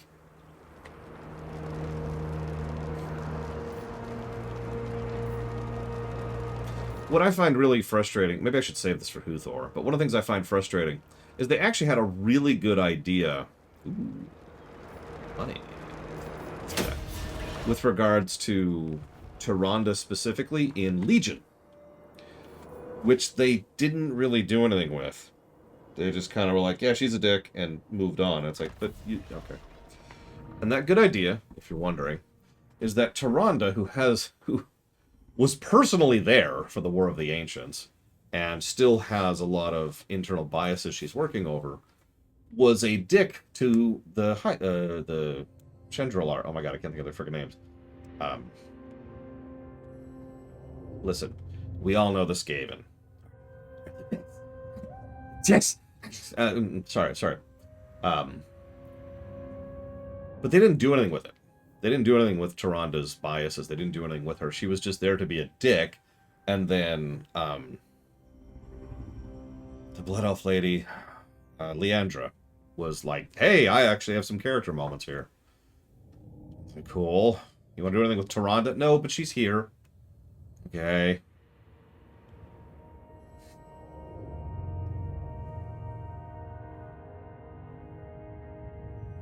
Let's do Celestial Lake.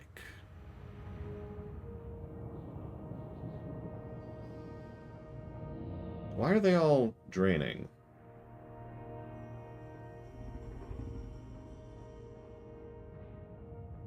Oh, so I'm sorry, I misread that. I thought it was actually, if you point it in a direction, it lowers it, but apparently if you point it in a direction, it raises it. Interesting. And it'll stay that way for 8 turns. Or 9 turns, excuse me.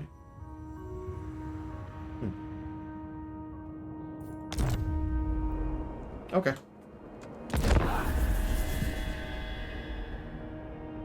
But anyways, Faithless Zealots, I don't actually have a main. That's part of what we're here to establish. So far, let's look at the list. So far, the ones that have worked for me are the Chaos Dwarves and Khorne. I should just put it... Well, no, I shouldn't.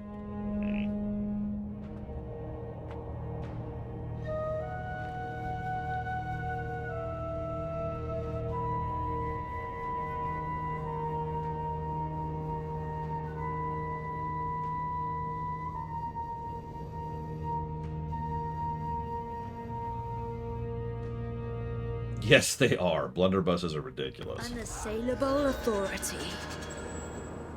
Okay. Where should we conquer... Wait, that's not even my faction. I don't control the wall. We must conquer our allies for the greater good. Actually, what's funny is I think they don't like us. They don't. I mean, they're neutral, but...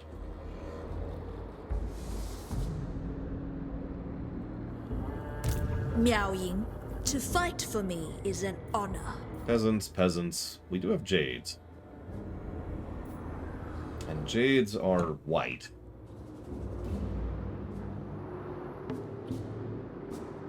We should probably poke at Confederation, because I remember a lot of people, including me, complaining about how Confederation worked in previous Warhammer or Total War games. You know, honestly, maybe they should just die at that point, then, Saffron. Just saying. Yeah, I noticed something's going on over here. And here, and here. There we go, that's the other one. Like, there's... Oh, no, that's not a pass. Never mind. I know nothing whatsoever. All I know is the glory of Papa Neeks. Now, quick question, Papa Neeks. If you could establish a food chain, which one would you do? Looks like Dissenter Lords. For most factions, Confederations are still not good. Well, okay.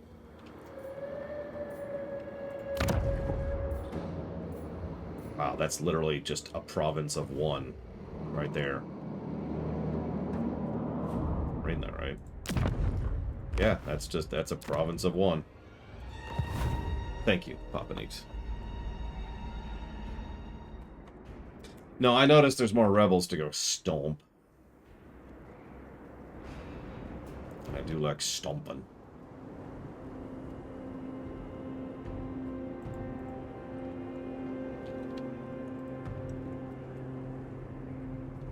So we've got Overlord 2. God of War 5. Done. Well, sure, hang on. So let's look at this. The Wardens. Natural authority. I speak with the wisdom of dragons behind me. We wish to have a confederation. -71. Jesus Christ. Okay, how about let's just do something positive. Let's have a trade agreement. Trade? Huh? Huh? We give a you give a we? Eh? Agreed. Okay, May you live. let's start working on some rep with them. Who else can we trade with? We actually have a lot of people we can trade with. The Western provinces, who are actually stronger than us. Holy crap. The desert harbors powerful secrets. You want to trade? Huh? We can uncover together. You want to trade? Is there a detriment to having, like, infinite trade agreements?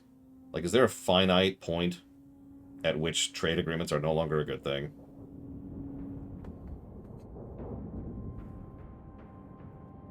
Cool. The Emperor.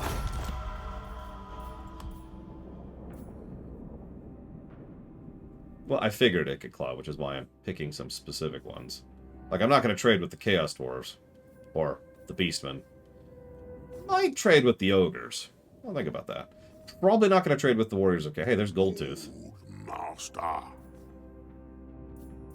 This'll bring me spoils. Eh. Don't want it that badly. What do we got here? Who else could we do stuff with? The Dissenter Lord, screw him. The Wardens we just did. Windshaper.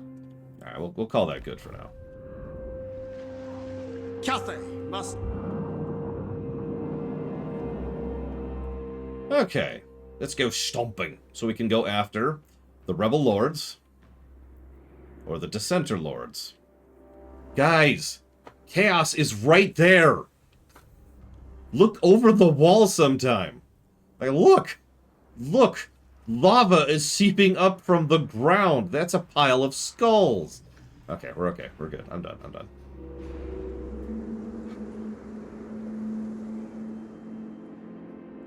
It's by a ladder.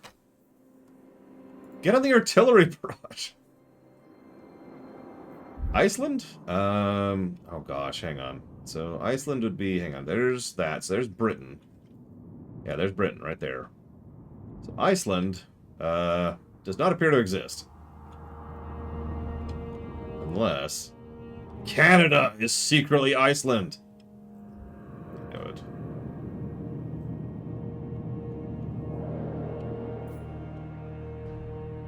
Oh, right, we have to invent Iceland later. Defend. None may refuse my call. Hey, Chris Vilkir. Give me 1 second. I'm just going to go ahead and grab 2 more of those and commit to that. Warden. Thank you, as always, Chris Vilkir. Much obliged and much appreciate. My day is going decently, I guess. It's been one of those days. Now, is that a good or bad thing? Who knows? Who cares? But what does matter is we're putting that towards Arkham City Origins, God of War 5, Deja Vu, and Metro Exodus. You got it. Wait, so there's another... Like, are they going to have a DLC faction for another Cathay in the Waste? Because that sounds cool. Let's buff Earthblood. 4. What do we got? Control, corruption, attrition, improvement cost. Let's do it. Let's commit to that. A tool fit for the dragon's daughter. That's actually an interesting question. Do we know any idea what they're doing? I mean, I don't want to sound greedy because they just came out with Chaos Dwarves last week. But have they given us any kind of a roadmap for the future?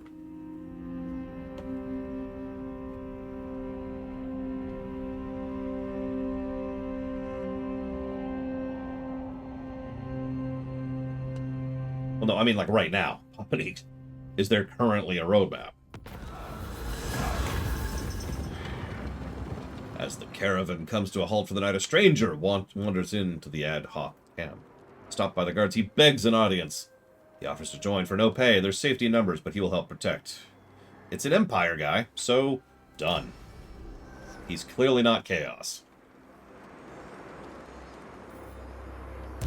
Favored daughter.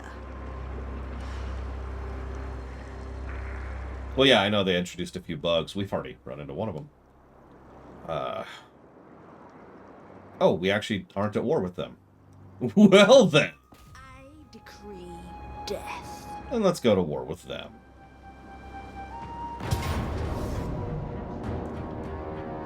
Wow. 4 peasants and 2 jades. Yeah, we're gonna just steamroll here.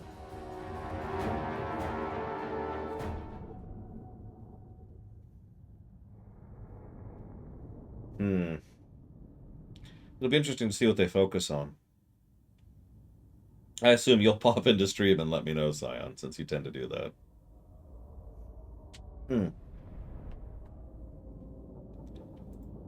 I can't interact with the arrows, by the way. Of course I am, Loke. I've always been the older brother. Okay. The Celestial Faithful!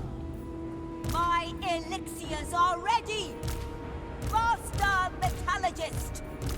The storm wind blows!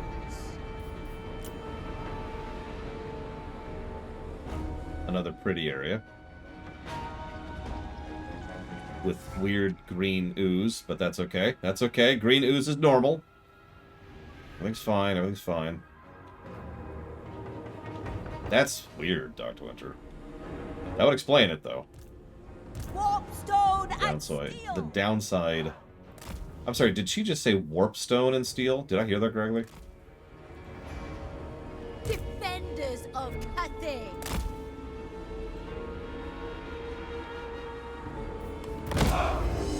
Fire at will. The power of a dragon and the might of Nightgown, we can only prevail! I thought we were just using Jade Tech. Points if you get it.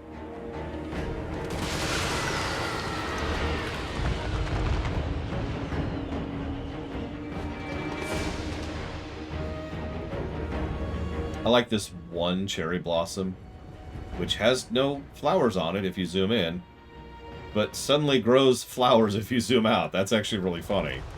Look at it.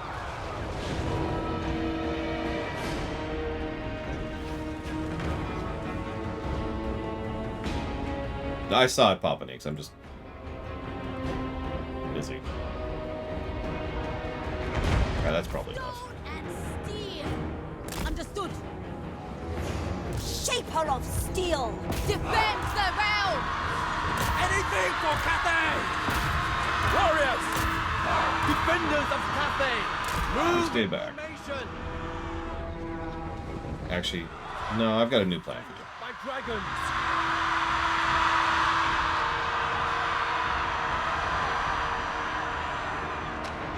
Oh god, there's a dread fleet I have to deal with too? Attack in unison!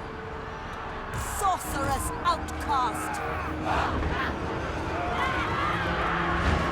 The storm gathers!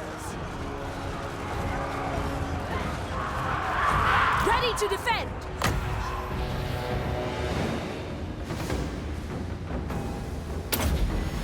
Sending spearmen!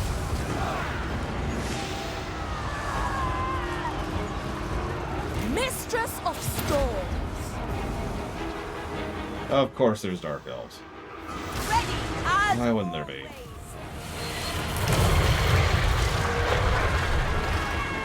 So how's your day going? Because I'm a dragon. Mistress of storms! Let him live. That was a 2-minute battle. Let him live. Let him live. We're not even 10 losses. Oh, for shame. That's pathetic. Let's see. So there's the 2022 roadmap. 2023. So there's the Chaos Dwarves. 3 Legendary Lords, Legendary Heroes. 3 LC. I like the term. And that's actually it. That's the most recent thing, is Chaos Dwarves. So, that answers me. Oh my god, I'm surrounded by vampires, beastmen, rebels, and chaos. What in the war? How? Okay, okay. The defensive parameter expands. Probably in dragon form, Stumpy. Although I do like that heal spell. The storm dragon.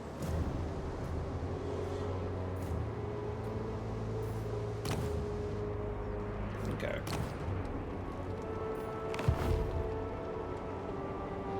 And one of the chores. They're cool, though. They're just sacrificing to dig down to their dark god, or... I don't know what the hell they're doing. They're doing something.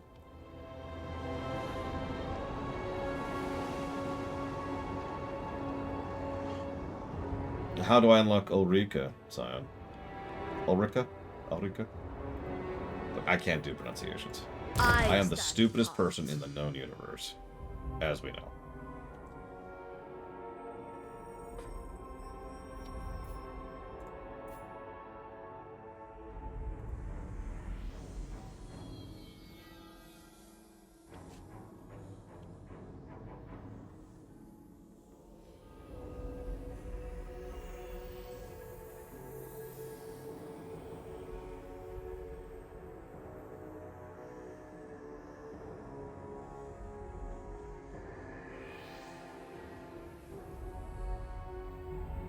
Alright, let me ask a dumb question, Scion. What is a legendary hero? In context.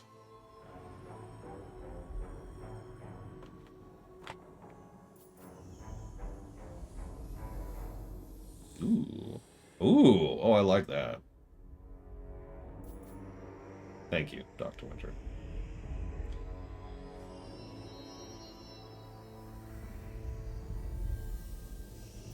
Oh, I like this. This is a lot of buffs. And debuffs, which I will probably not use.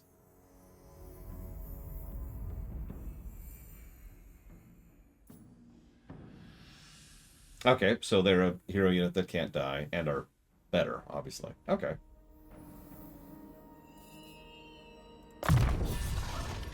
But they don't lead armies like other heroes, so that makes sense. Ready to defend. Mm-hmm.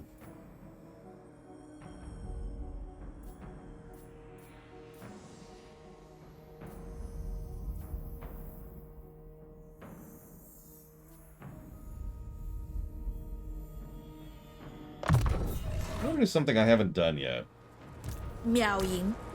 I'm gonna have my hero leave the party.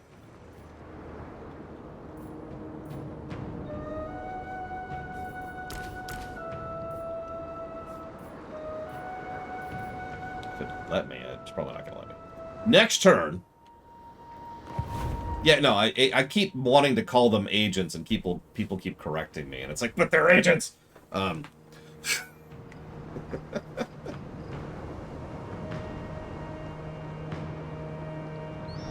Yeah, no, I got that. Look.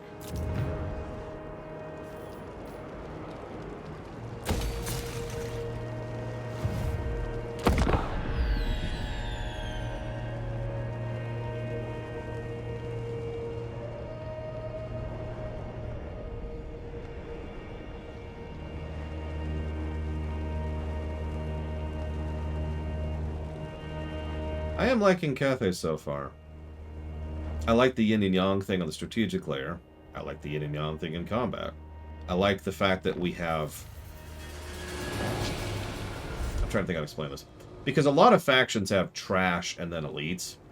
But I don't know why, but it feels better so far with this group. Like, the professionals feel better.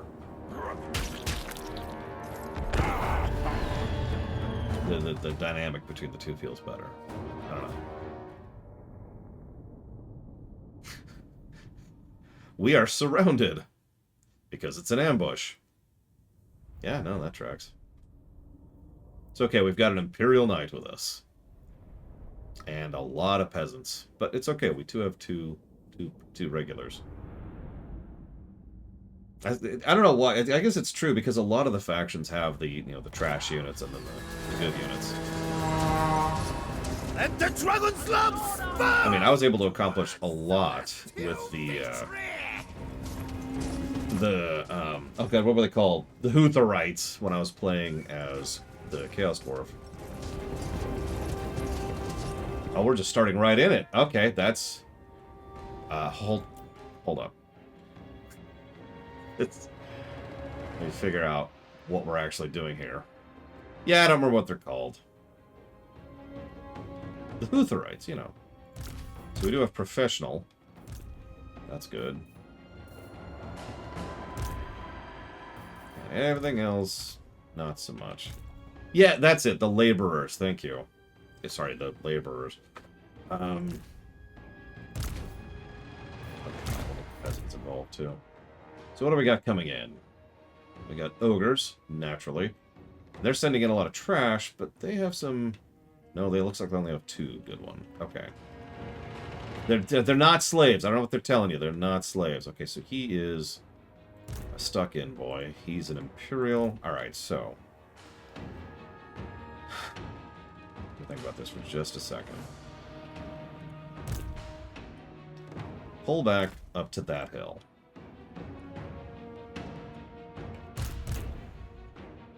Regroup a little bit here. Regroup a little bit here. You and you, you're my 4. Scooch right in front of him. Go. Yeah, that... I actually noticed that. We're already 20 seconds in because I was watching the animation, so that's kind of... I get what they're going for, but I'm kind of with you on that, Luke. Like, what? Form ranks! Form ranks, you maggots! There must be order! Go slow down the ogres, would you? Peasant archers! For the Emperor! For Cathay! Go ahead and start Jade, warriors! pushing into that nonsense. Just get some initial. Now, reform. Actually, here. Cathay's foes! Right here. Sent by dragon! Send in... Anything for Cathay! Stone and steel! Repositioning! Defenders Let's have you. marching as one! The sooner we can encircle and crush this, the better. Speaking of which, you 3 just kind of chill here for a minute. I got other plans for you. The personification of law! Thoughts in harmony! Hey, Uthor. Oh, thank God, he's here now, so he doesn't get to hear the horrible things I said earlier. Peasant spearmen! It is fated! The celestial faithful! Bring in harmony! The dragons chose me! Wind and fire! Bring in harmony! Jade Lancers! Praise the dragon!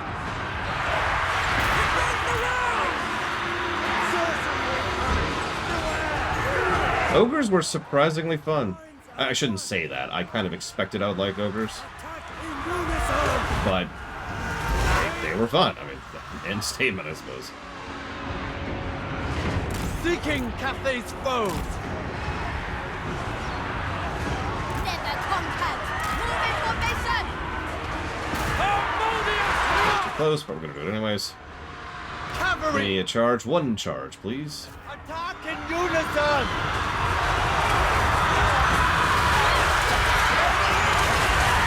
Thank you. Jade Lancers! Cavalry charges continue to be satisfying. Yang sends us! Marching as one! Stone and steel! Where did... Oh, there it ran. Yang sends us! The dragons us! Harmonious! Oh, they've decided to come back. You know what to do, boys.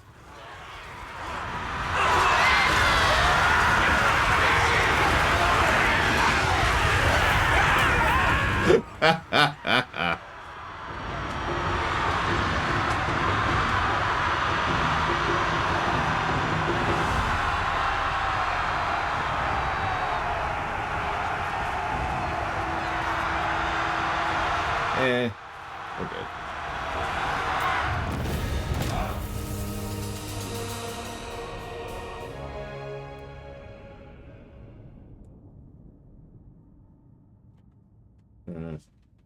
I don't know, I'll think about the ambush thing, because We'll see. We'll see.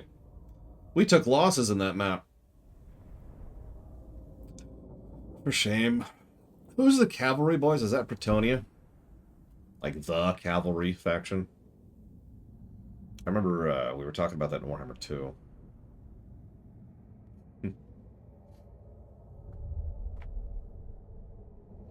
Yeah, the French. Of course, the French have the Cavaliers.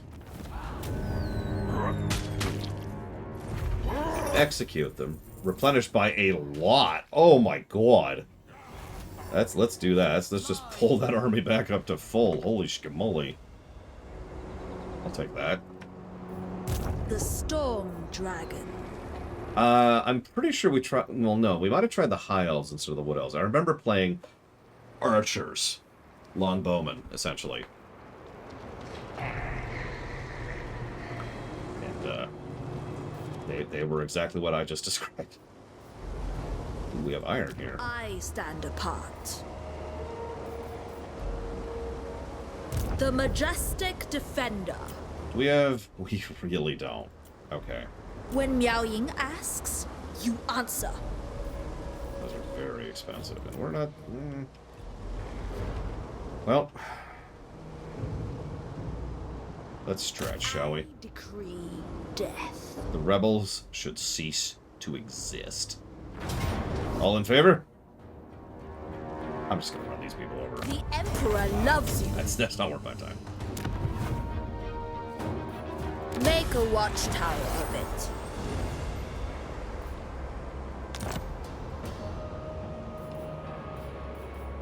The Emperor's chosen daughter.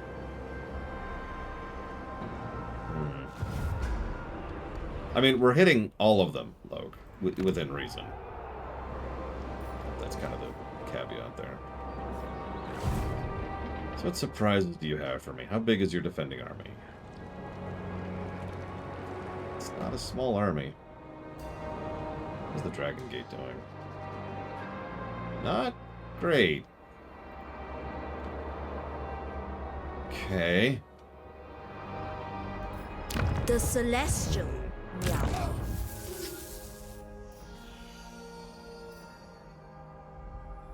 Liking it more than I thought, although I'm trying not to be too biased towards it. Because I have to admit the aesthetics are helping. It's nice to play a decent faction, right? That isn't just... It's a nice change of pace. I do like the yin and yang mechanic in tactical and strategic layer, so that's pretty legit.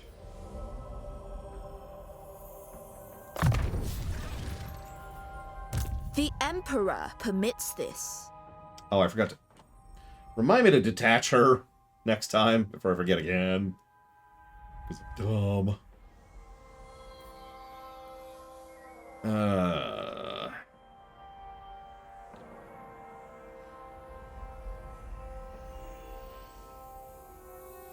Right now we're doing the factions in 3 specifically to do a full campaign of the Chaos whatever.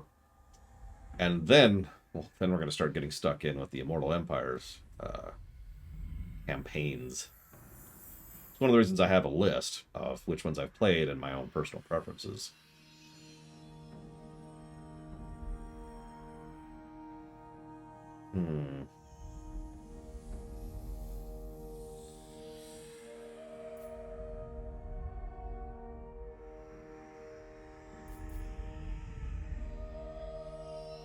Of course not, Ikit. I mean, the answer is everybody.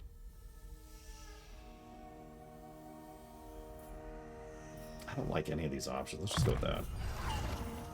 And you, who just killed the crap out of some people. So we can carry more. We can increase our value. Reduced attrition. Chance of ambush reduced by 50%. Cost of caravan shortcuts reduced.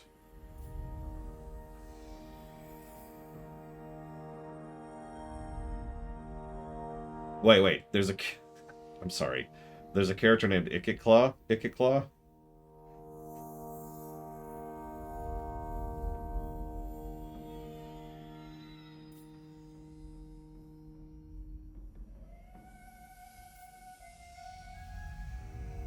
Oh my god, he's a Skaven! He's a Skaven! Sorry. Skaven were like my favorite faction back in 2. Yes.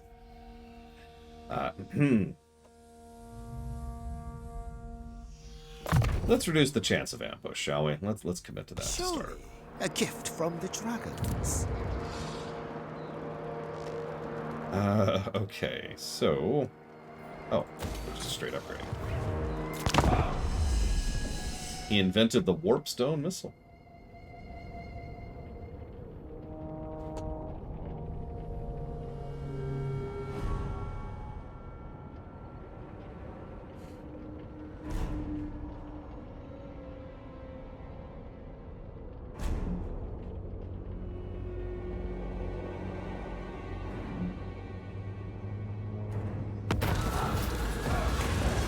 Uh-oh.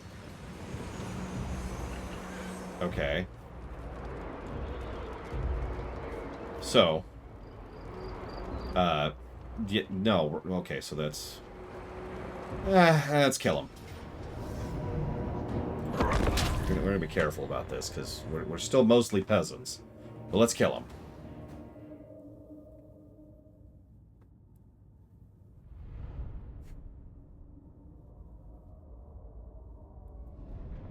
God dang, yeah, that just loads immediately. I can't click the arrow in time.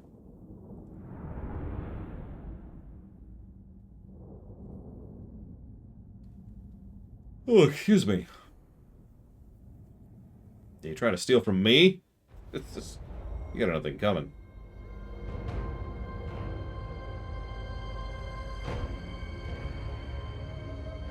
Oh my god.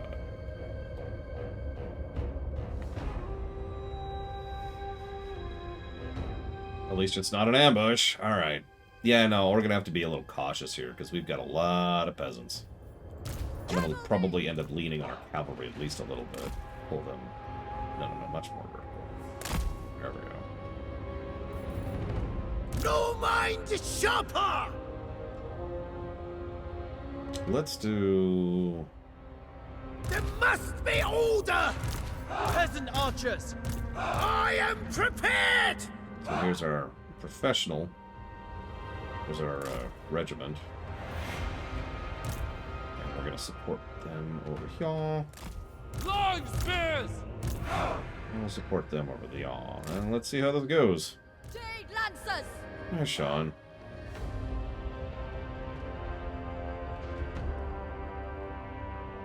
Let's see how this goes. But before we let them get any further, where's the Gorgers? Are you Gorgers? Nope, you're Saber-tusks. Noblars. Man-eaters? Is this what you meant? Because I already had man-eaters. Like, I used man-eaters.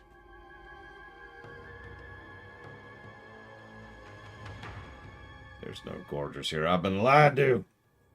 There's just weird things that have... Why do they have bones?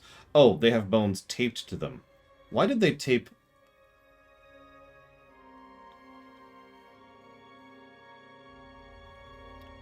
Okay. Fight for the pride! For you are the guardians of order! The defenders of harmony!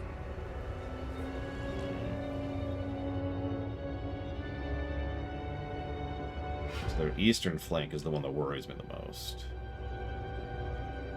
On to command!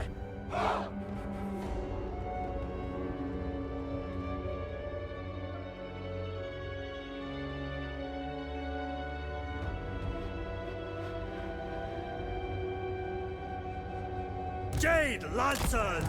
Shenyang sends us!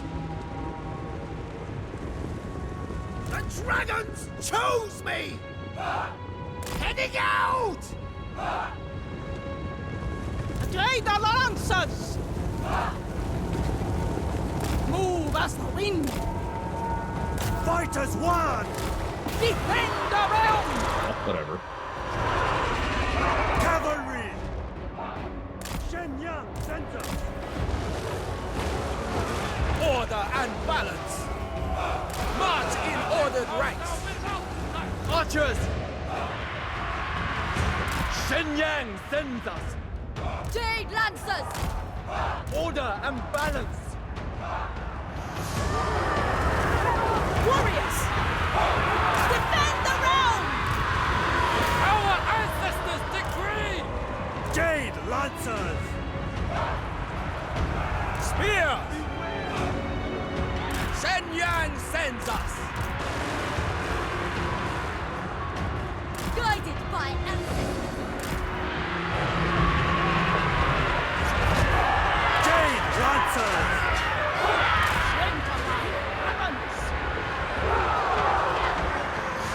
Commander of cities!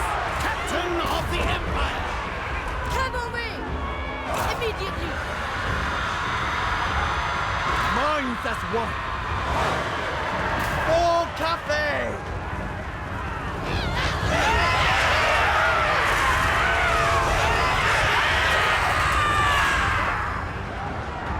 What he said. Jade Lancers! Seeking Cathay's foes! Marching as one! March in order the ranks! Marching as a one! Yeah, I'm gonna try to remember too. Peasant spearmen! For Cathay! Never conquer! Cavalry! Subordinate only 10 dragons! Prepare for combat! In unison! Listen, I hear that goblins actually like being punching bags. Praise the It's a dragon! rumor I heard. From a very reputable source. Marching as one! Guided by ancestors! Move as wind! Bringing harmony! Thoughts in harmony! Without hesitation! Jade Lancers! For the Emperor! It's okay, look. I was looking. I just didn't see it. Oh, sorry. No blaws. No blaws. Celestial decree! Peasant archers! Seeking Cathay's foes!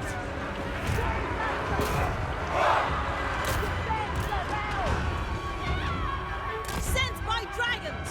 Legally distinct goblins. Defenders of Cathay! Jade warriors! The Emperor's will!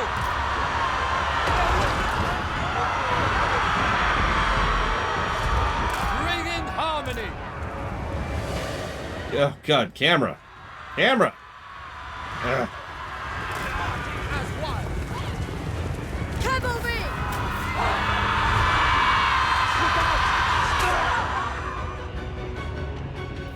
The personification of law!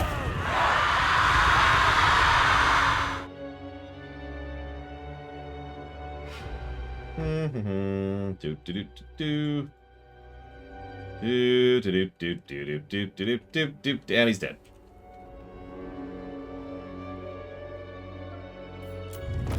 Yeah, I don't know. Cathay's been Tetrising pretty well for me. It's nice to have proper cavalry. Which, because most of our cavalry so far have either been not great or ogres. And the ogres were okay.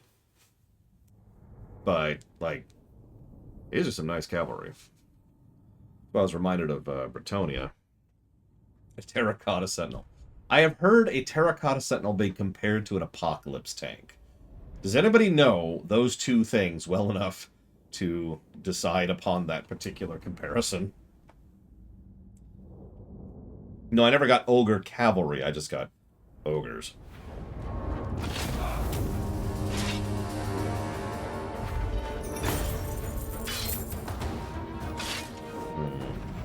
We are once again going to go with army replenishment. Because, of course. Lives of Because we keep getting ambushed by ogres. Jesus Christ. Bandits, I swear.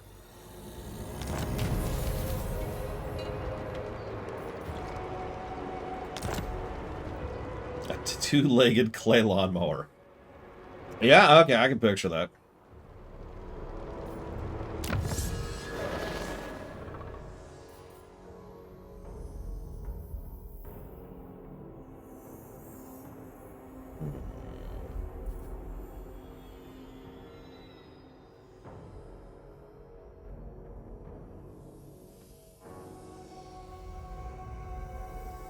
I don't think I have seen the Cathay trailer, no.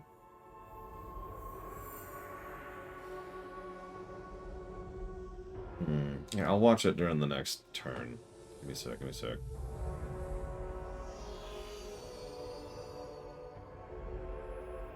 Warhammer 3 Cathay trailer.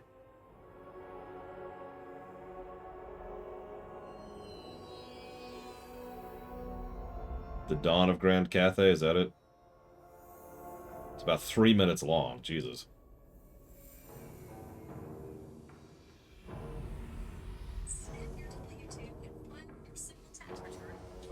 Yes, file your tax returns, which were due today.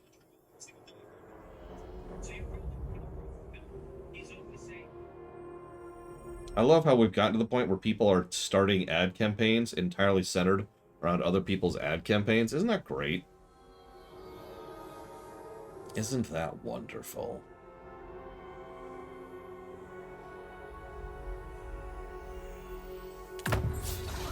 The Celestial Empire Ad leeching is a real concept. It's not a new one, but it's been getting really bad in some circles. It's just...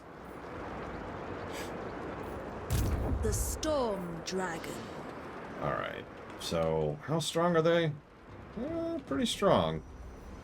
None may refuse. And we still can't recruit anything worth a damn. Oh god, no, Wicked Claw. No, no. Bad bad. Would be bad bad. No accept. Big boom.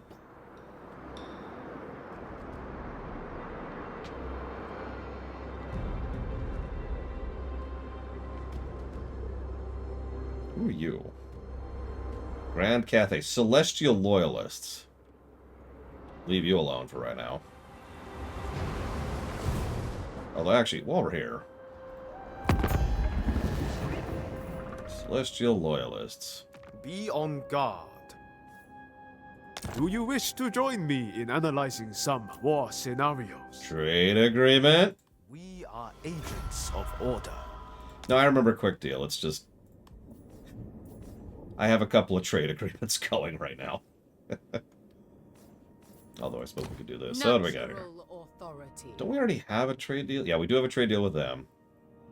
We don't have a trade deal with them?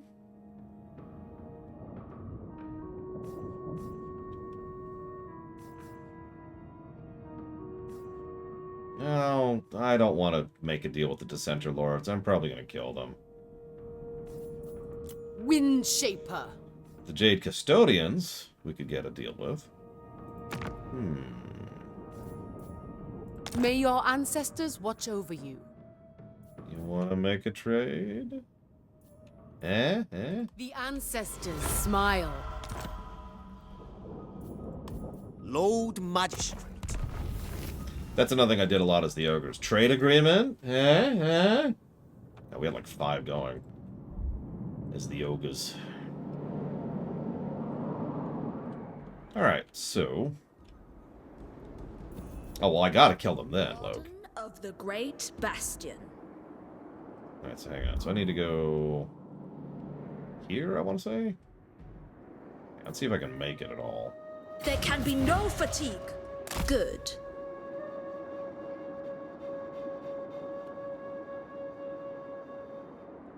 Okay, and... Serve me.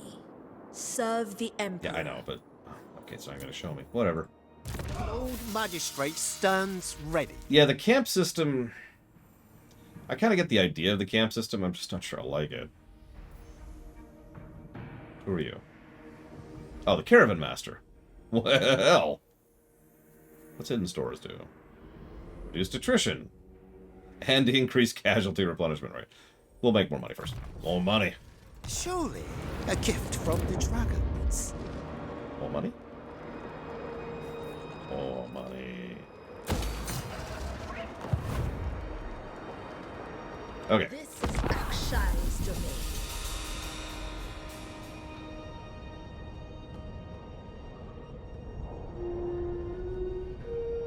Halfway through the turn, it's barely started.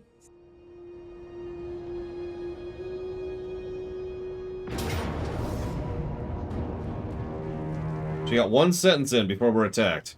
Oh my god, okay. Yeah, auto-resolve. They are rebel.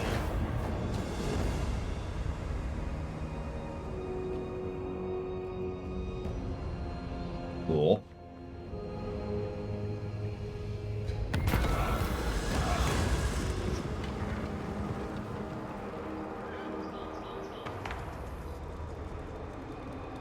I'm sorry, is that a third ambush in a row? Because that looks like a third ambush in a row. What do we got? Noblars, saber tusks, one bull. Yeah, we got that. I'm doing more combat with my caravan than with the home territories. Honestly, just run over. Just run over. Replenish. No? That's a terrible replenishment. Gain experience. Execute the ogres. Yeah, I know. The burning wind holds court here. The defense effort has need. Okay. So now we can recruit people again. First, it was not on their side. Only can do 2. Let's just do these 2. I was thinking that anyways. Heat cannot quell my thunder. Oh yeah, and you get out of the frickin' thing. I keep get out. There we go. Okay. Let's see. So they make 427. They make 300. They make 245. So that's kind of a duh. Go here. Beneath my great or don't. Just income. Oh, just in the province. How do I tell her to just stand here forever?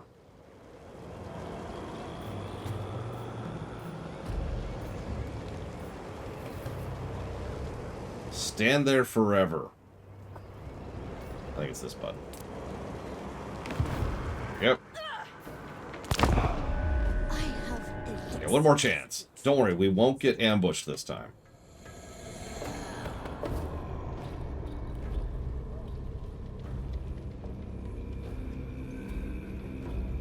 Where are there floating islands?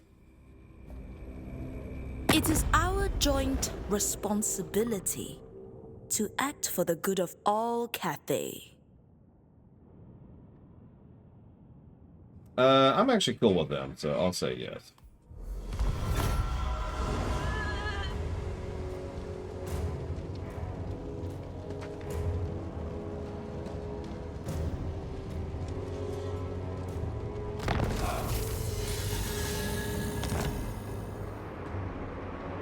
The desert hides countless strange minerals.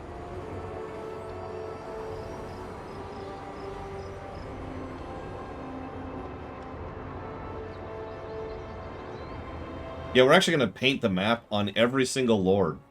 And we'll be playing this for the next 3 years. That's a lie. Don't think I mean that. Because I super don't.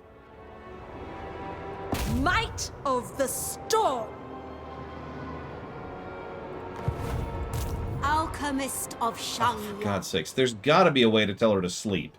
That was an option like in Civ 2. Surely there is such a thing. Surely that's a toggle.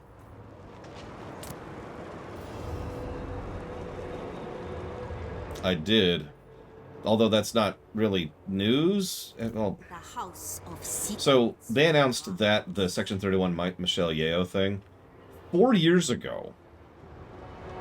I have endured. Yeah, but I'm going to have to click that every single turn, Dr. Winter. Look at that. That's... There's got to be a sleep option.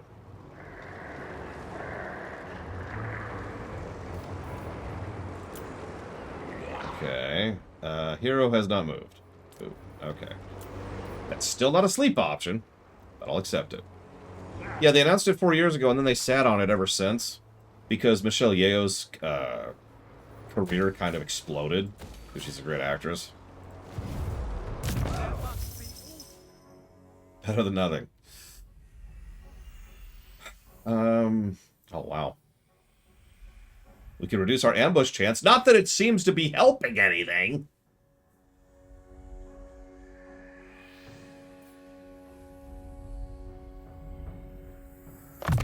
Well, I am known to be capable of answering Star Trek questions. Wow, he leveled twice from that battle. I think you're right. Our supremacy is assured.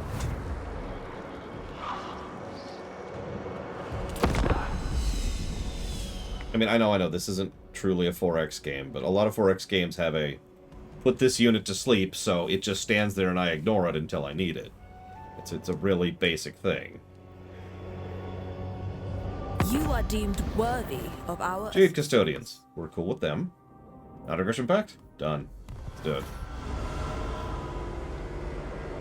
What genre of game do I think Star Trek best lends itself towards? Well, STO isn't a genre, but I would say either a very character-driven RPG, which we've never had, or a Telltale game, which we have never had.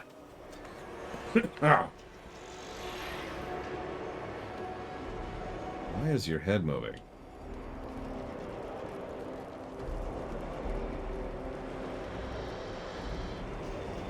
Excuse me. My next best pick would be strategy games of various types. Also ship management sims, which we've also never had. Wrath of the Dragon. Hi. So that's a close victory. If we autoed that... Stand against see what happens. evil. Not bad, actually.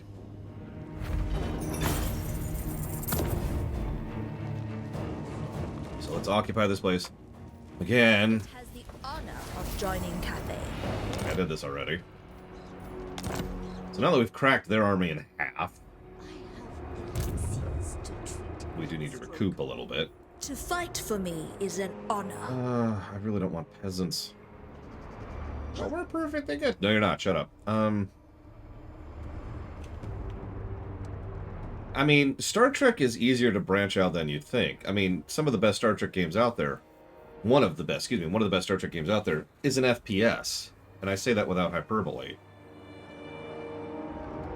It's one of those interesting little things. What really determines whether a game is good or bad is whether a game is good or bad.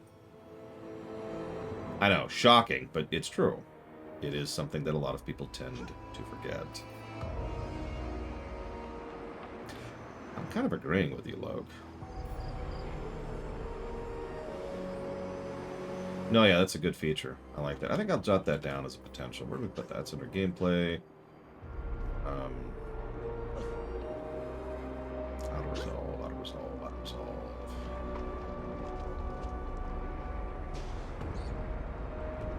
Where the hell did I put it?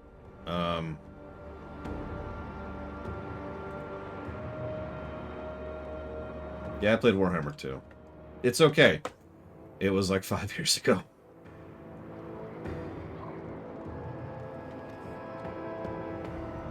Well, so I have complained mightily and for a long time that the Star Wars games I want have not been made. I'm not ashamed of that because I stand by it. I should probably mention, though, that Star Wars did actually shotgun into the gaming space once. Pretty much right after the prequel trilogy came out. Rather, while the prequel trilogy and right after the prequel trilogy was coming out. There were a lot of Star Wars games, most of which you've never heard of, because they were shotgunned out rapid fire, and they kind of sucked. A 3 for auto-resolve. I'm not sure. I'd honestly have to think about that. Because we brought this up when we were streaming Dawn of War as well. Let's put this under quality of life. I'm going to put a question.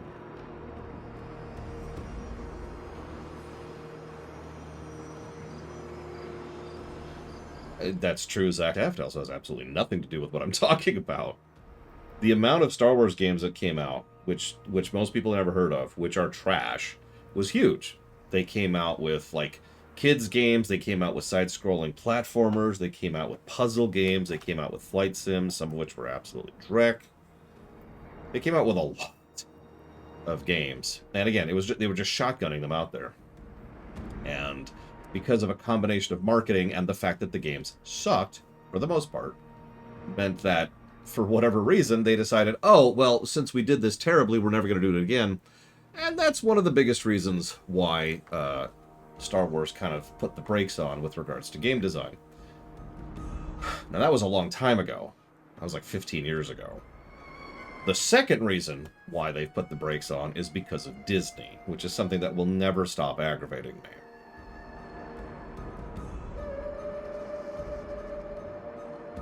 I'm just going to do one of each.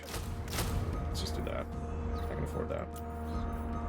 The Bastion. So for those of you not aware, yeah, the Phantom Menace game was great. For those of you not aware, Disney has this aversion to designing video games. And a lot of that comes down to the money people being old, curmudgeonly idiots who don't understand video gaming as anything other than a source of money. I know, that could actually apply to a lot of people, because life. But I mean, there have been many suggestions, attempts, and meetings to try and set up a Disney gaming division, or to try and license out their IPs to other people to make games, and all of those have been shot down by literally a handful of people who don't like video games. And that applies to all their IPs. That's been true ever since Jackass actually started taking over. And so I point very firmly to that particular era of Disney, which we are currently in, as the era of no video games out of Disney products. It's whoever's currently in charge again, Uthor. If he showed me a picture, I'd recognize him. He's a legitimately evil man. I don't say that with hyperbole. I don't say that as a joke. He is an evil individual. He is a horrific person. I am shocked that he is the person who's been in charge of Disney for a long time. Yeah, that was a long time ago, Stumpy. That was before Disney, while we're on the subject. Yeah, anyways, Yes, Mr. Floyd Pinkerton. He's also the specific individual that George Lucas was referring to when he mentioned selling his child into slavery, if you're familiar with that incident. Let's go with... yeah, we'll go with that, I think, for now. And if I change my mind, tough, because there's no undoing that. I was born to wield it. It's probably Iger. Again, you're going to make me look it up.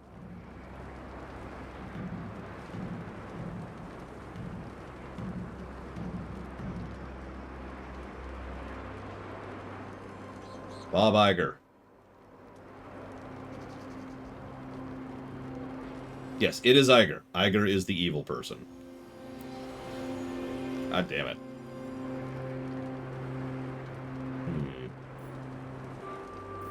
So we've already got... hang on, where is this? This is the home center area, so... let's get those going. And let's upgrade that while we're at it. Well, good, Scion. Countless strange minerals.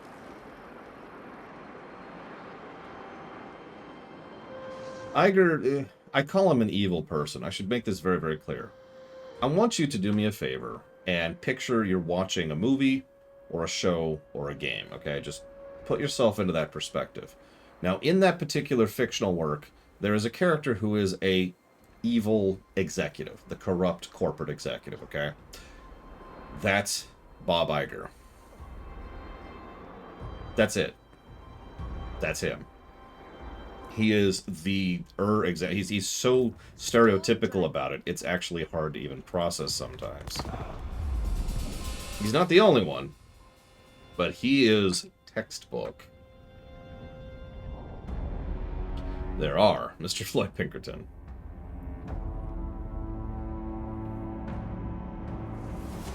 the money people behind Disney do not see video games as a valid form of media. That's been true for a long time. It's going to be true until they die of old age.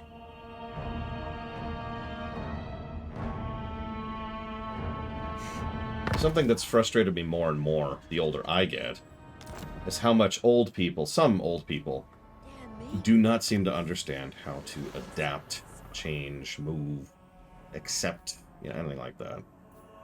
Let's go with... All Cathay will benefit. Let me give you a non-horrible example of this. I want you to imagine that there's a person, and this person's name is Bob. And Bob doesn't like video games because video games are stupid. Okay?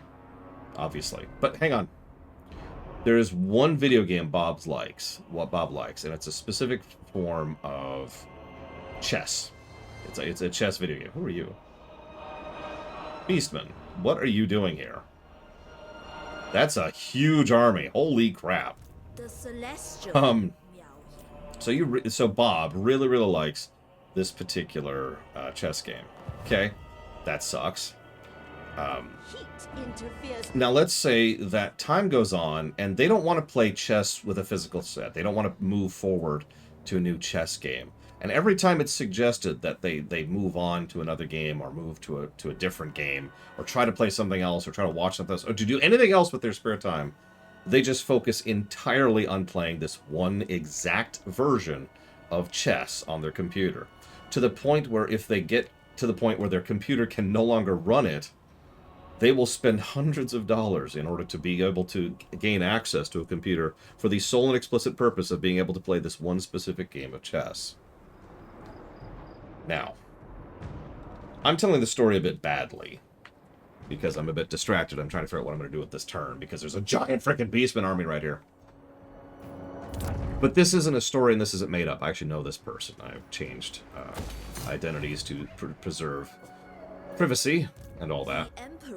But this is a real thing. This is actually a person who is so obstinate and so stuck in their ways that they cannot accept any form of change to their mentality. And that pisses me off. The inability to accept you're wrong is something that people should understand and learn and grow to accept when you are a child. It should be one of the first things that we learn. The idea that there are people in their 70s who do not understand this basic precept of existence is aggravating on every level. By the way, Yura, I just wanted you to know, you got a smile out of me with your comment. Thank you for that.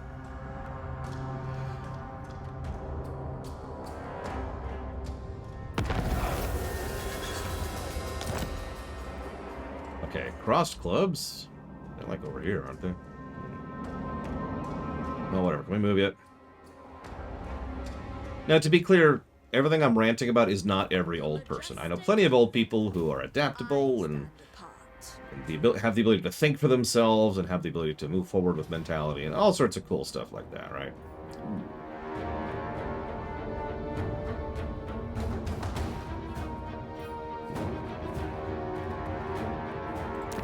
Let's do 3 of those. Might of the storm. My point, yeah, progressive old people, for lack of a better word. My point is that the stubborn, curmudgeonly assholes are the ones who piss me off. And I probably don't need to explain that.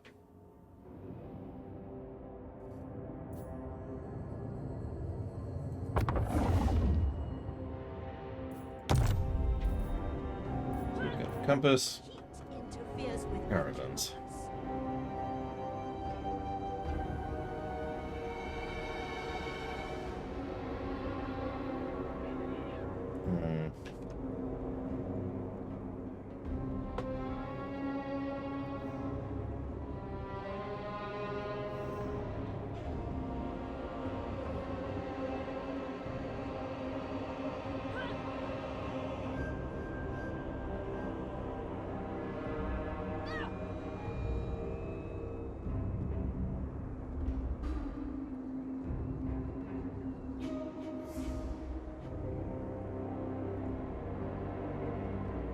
Alright, jotting down some notes, don't mind me.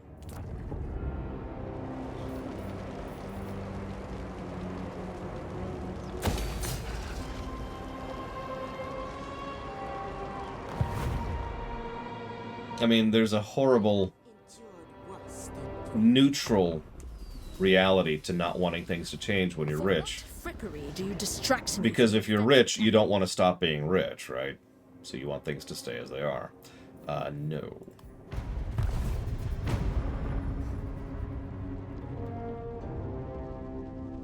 See, I just gave up years ago. I'm not hip.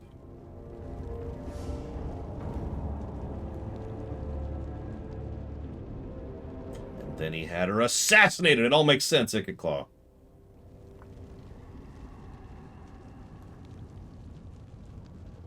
Yeah, apparently, look. I'm doing fine. I don't know his problem. An old woman, garbed in peasant robes, beckons me over with a gnarled finger, never breaking eye contact. She presses something in her hands, bows, and walk away. You make sure to discard the surely worthless trinket, then to notice a silver moon inscribed upon it, the mark of the Empress. We have a rare Bastion standard. Interesting. We shall resist. Yeah, you want to get my respect, you're going to have to earn my respect. I don't care how old you are. I don't care how young you are. Unless you're younger than 25. Then you're completely unworthy of respect. Obviously. You face a dragon of Cathay. I was going to do something. I can't remember what it is now. How's the siege going? Wrath of the... Not terribly. Could be going better. I decree death. Continue sieging. Just keep sieging. Just keep We sieging. shall defend Cathay. No. No, stop being that. Harmony and unity. Any specific reason I picked Cathay? Yeah, it was next on the list, Mr. Floyd Pinkerton. Any questions?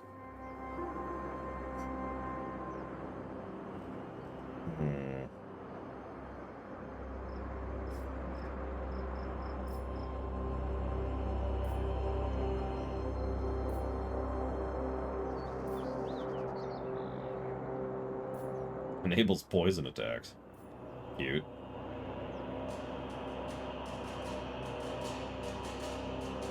I do have a faction list. I've been going down the list.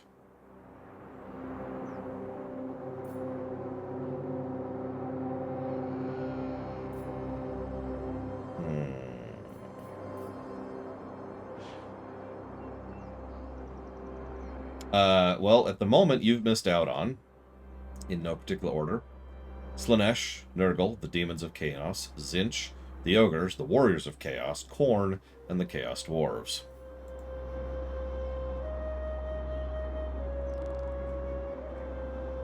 Will there be VODs? Okay, so, bit of a PSA. Every stream I do gets archived to YouTube, usually within minutes of me finishing the stream. It is literally the first thing I do before I get up, before I take off my gloves, or take off my coat. I sit here, and I immediately upload the stream that we're currently recording up to YouTube. There's actually a link to it down there. I mean, hell, here, check this out. If you go to lorerunner.com right now, check this out. You go to lorerunner.com right now and scroll down just a little bit, you'll see Total War Warhammer 3 review, Part 1. Right there. Because another thing I always do is every time I start a new review stream, I put a link to the beginning of that VOD archive up on the website, so people can just glance at this. And for example, right now you can see Diablo 2, Diablo 3, Dawn of War 1, Dawn of War 2, and Total Warhammer 3, all right there on the website, easy to access. And all of those are specifically links to the playlists. So if you click that, it'll play through the entire archive for that game. I do this for every stream. I do a lot, actually, to make sure that my stuff is nice and easy to access and quickly available for access and all sorts of stuff like that. So forgive me for sounding a little bit...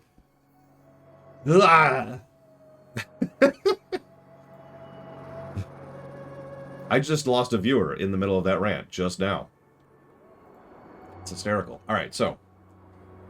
I don't like either of these people. Let's get you. The Lord Magistrate takes charge.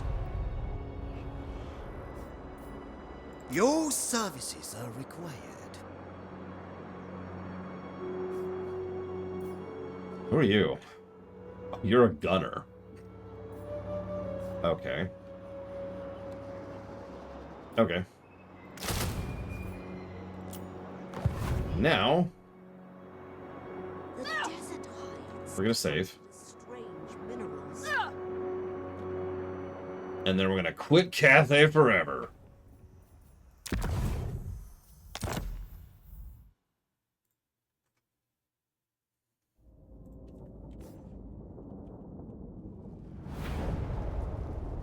Oh no, for Dawn of War 1, Dawn of War 2, and Total Warhammer 3, I always knew my viewer count would be minuscule. I've had hardly any people watching these streams. It's something I knew walking into it. It is what it is. Yeah, that's all of them. So what we're gonna do now... Dragon Lord! You're gonna have to give me a second here. Iron Wind. The different lords don't have different intros, right? Just the factions have different intros for the Realm of Chaos.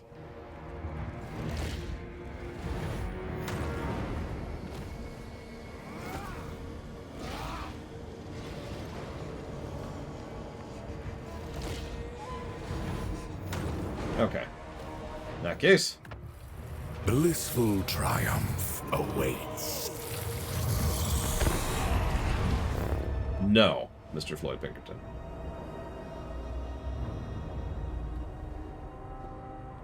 But just because of that one person that left. And lost that one viewer.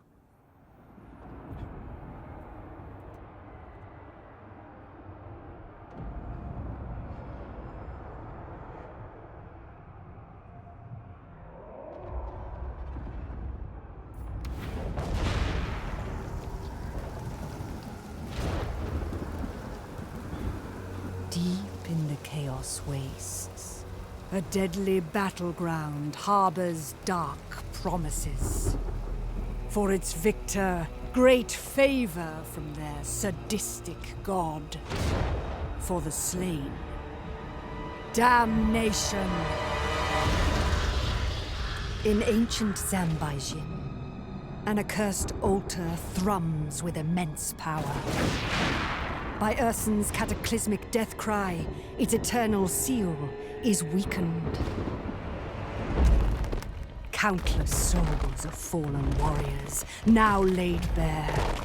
A ruinous harvest craved by the dark gods. Thanks, Daniel. A test worthy of Azazel, Prince of Damnation. He shall remain first in Slanesh's eyes. Such paltry minions. Slanesh deserves more. The souls shall be claimed, and with them, apocalypse is certain. But what horrors await the world? May the greatest champion prevail! Hi, Evo. Salutations. Have you come to pry? Good. I thrive on such attention. Ha! Mortals approach. Those who do not willingly come to my side shall be rent apart. Next, I require an abode. I will turn the Red Fortress to a dark one. You mean a pink one? Such effort deserves a blessing. But where to next? I hunger. And the Cathayans that cower in the Turtle Gate would provide nourishment. And beyond the bastion are such sweet souls. Plenty for my needs in the search for Zanbaijin. Yet, perhaps it is wiser to seek out more underlings. and establish dark fortresses along the eastern steppes, bolstering my ecstatic legion. Decisions. But enough procrastination. My labors must begin. Indeed.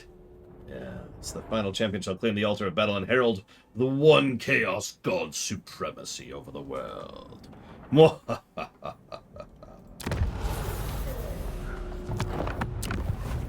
And then they're killed by Cathay.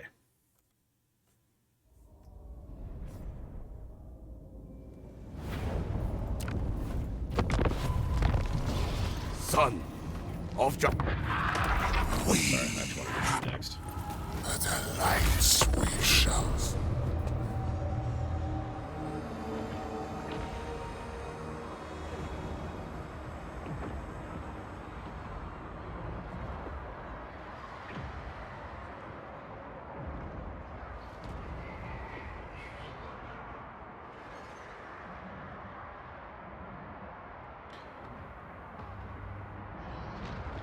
So says, I can't even remember his damn name. The Chaos God of Desire, Slaanesh, is the youngest of the Dark Powers, but has the potential to eclipse them all. He is the Dark Prince and Lord of Excess. His servants embody those traits to perfection, and none more so than Nakari, the Arch-Tempter. His search for the Exquisite saw him stranded on the wrong side of the Maelstrom. Not that the Keeper of Secrets would be concerned, for such as Nakari will always find distractions. Nevertheless, I can perhaps offer a greater prize to tempt the Arch-Tempter. I make my way through perfumed fog, ignoring the tormented screams, to his palace. The negotiations will be challenging. It was in the Palace of Ruin I found Nakari, the Keeper of Secrets. His death 1 hour, Gary. Access was no place for mortals. With every step it whispered promises of all I desire. Like others before me, my soul yearned to be ensnared. But I knew if I succumbed here, he would own me for eternity. I made my revelations quickly, before my senses gave way. Yet Nakari found the tale of Be'lakor and Ursun tiresome. It was a secret he kept already. As my mind clouded, I made a final gambit. I would guide him through the maelstrom to the bear's deathbed. The bear is tempting. The sorrow of a dying god. Yours to treasure. What's with all the tongues? A treasure to cherish. I want it. You will give it to me. One drop of Ursun's blood. That is my fee. Advise me well, and you will have your desire. Fail me, and I will have your soul. Yeah, that was terrible. Our task.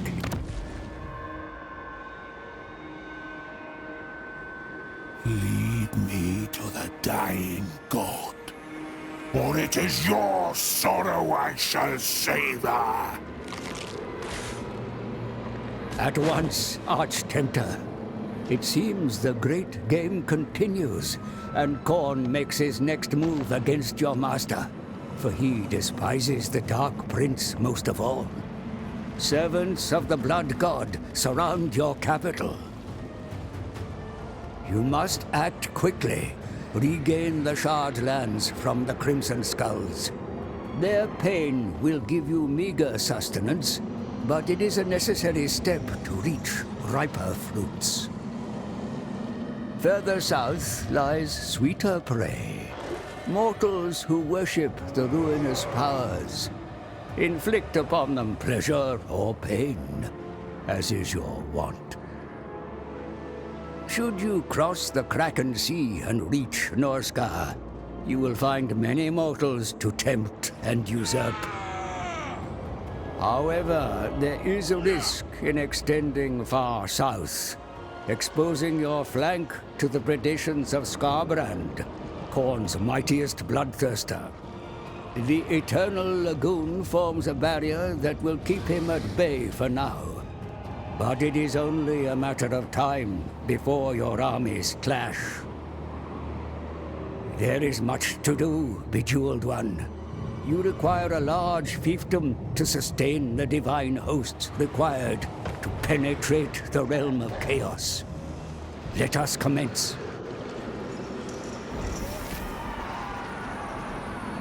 And then he's killed by Skarbrand.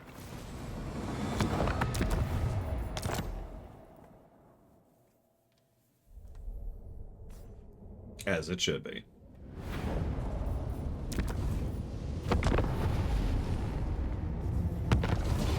Son of Dragon. There he is. Lord. Decay and rot. Nurgle's the god of plagues and poxes, and while the countless mortals suffer in misery, he believes to have bestowed upon them great gifts. Nurgle's most eager apprentice is the fetid brewmaster, Kurgath Plaguefather. The Plaguefather's always preferred lurking in the dark places of the mortal world, so it's no surprise he was far from the realm of chaos when Ursun's roar caused the maelstrom, but there was a way to lure him back there, with promise of ultimate specimen upon which to experiment. For a time he was well hidden, even from the Tome of Fate's pages, and I wandered needlessly until I picked up his noxious trail that led me underground. I must take my offer quickly before I succumb. It's Kislev, Mr. Floyd Pinkerton, but thank you.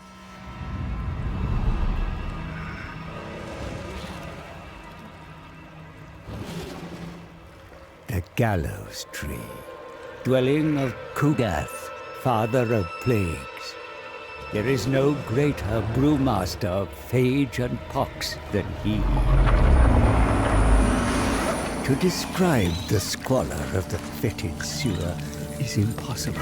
Gross. I risked my very flesh to tread it.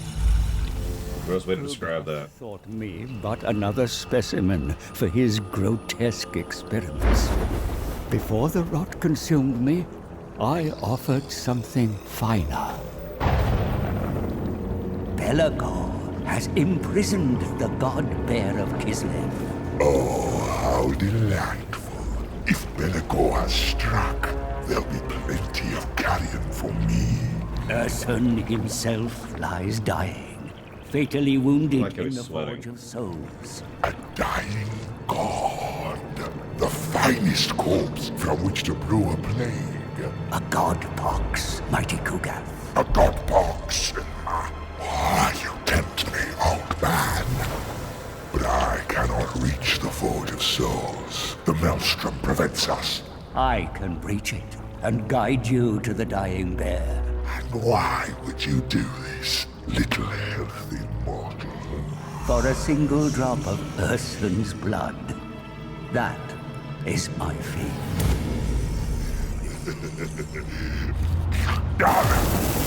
Blood for you, the body for me.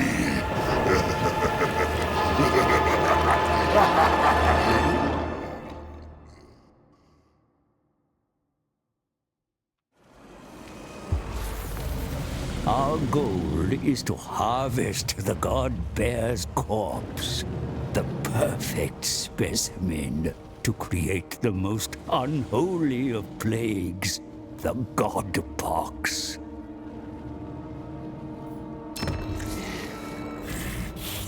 I love the murk, but this time I require clarity. Infected you'll be if you do not allow me to see. Our travels from the gallows tree to the sunken sewers place us much closer to mortal lands. All the better for you to unleash your brews and ensure we are powerful enough to breach the realm of chaos when the time comes. Ogres encroach on our land and squat in Glutport, our access point to the frozen sea. Get rid of them. We must be wary of leaving our eastern flank exposed even as we look south.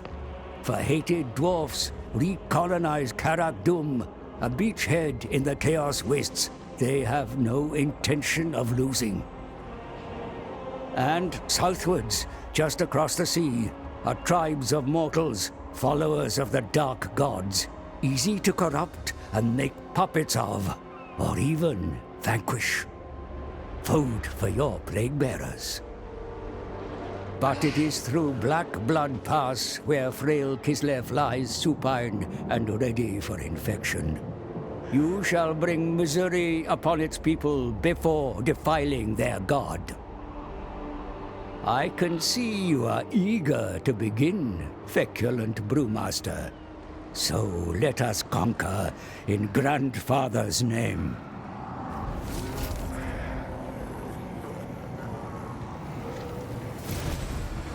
And then they're killed by the ogres.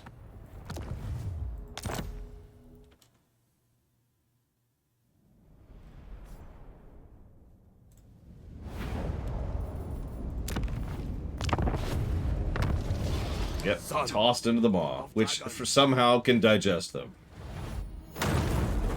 I don't even want to know.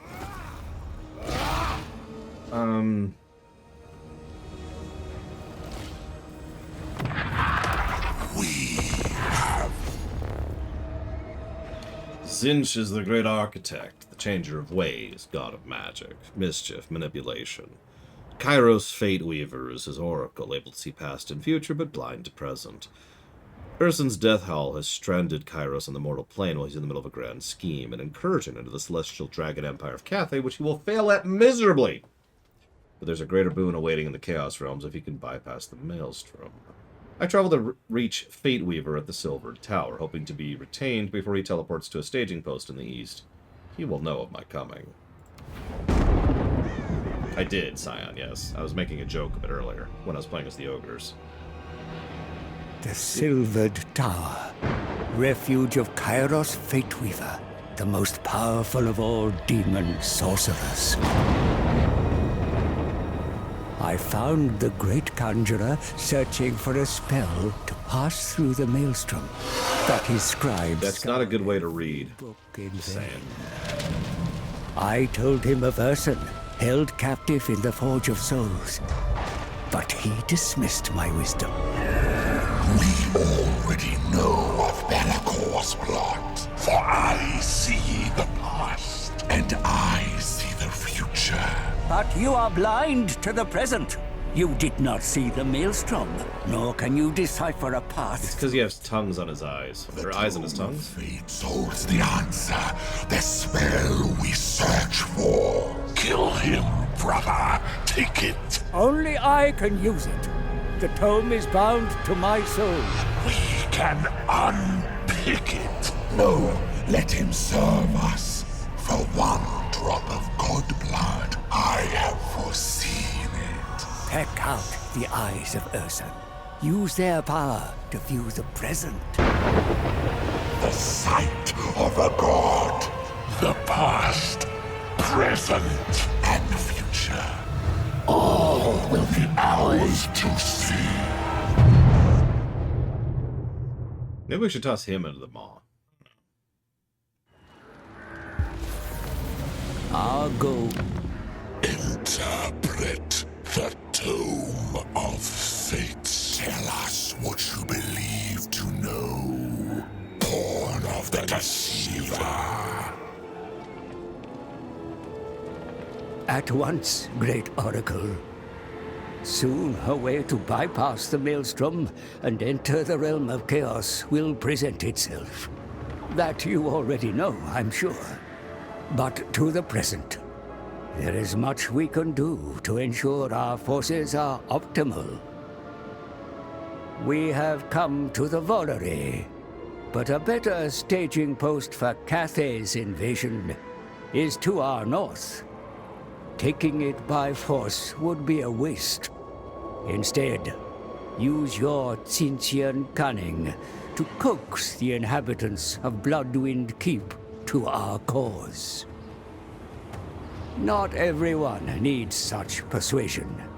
The settlements further along should easily fall into your talons through physical might. And there, the great bastion of Cathay. By your design, underlings of the Changer have already taken the Snake Gate and infiltrated the Dragon Empire. Take advantage and invade before the Bastion's powerful guardian can plug the gap. Was that a target symbol on that book? You and your minions can tear it apart. But that is just one destiny open to you.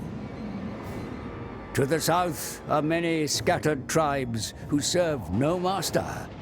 Tools to expand your influence across the Chaos Wastes. And in the east, the Ogre Kingdoms are entrenched in their mountain camps. Your ability to teleport will allow you to scour the mountains of their hungry souls.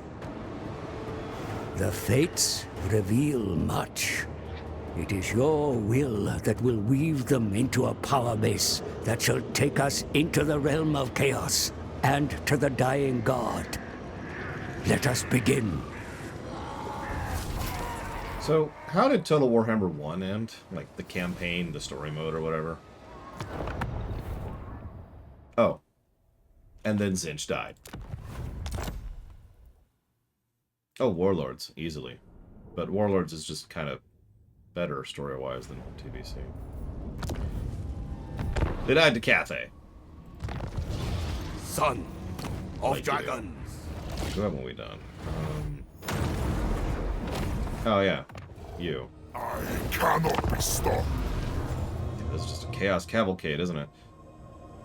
The Godslayer has returned back to the mortal plane, forever changed, and now the dark powers circle around him like carrion, each vying for their prize of yoking this demon prince to their servitude. Until then, they offer him gifts and servants of his own, and so he raises an army that serves no single god, a legion of chaos. And yet, even as he's courted by the dark powers, there's a greater power bound in the chaos realms. I do not need to travel far to find the demon prince and make my offer. Already he lays foundations to a new fortress from which he will cast a reign of terror.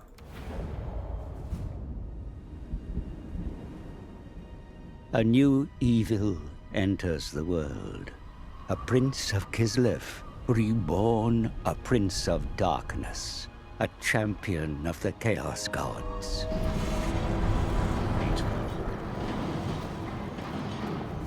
Hi, Daniel. Kislev will fall. It will kneel before me, before chaos. You think too small for one so powerful. Have you forgotten, Seer? I killed Urson. Why stop at Kislev when you can give chaos the world? No more twisted words. Wait! Urson lives! You lie.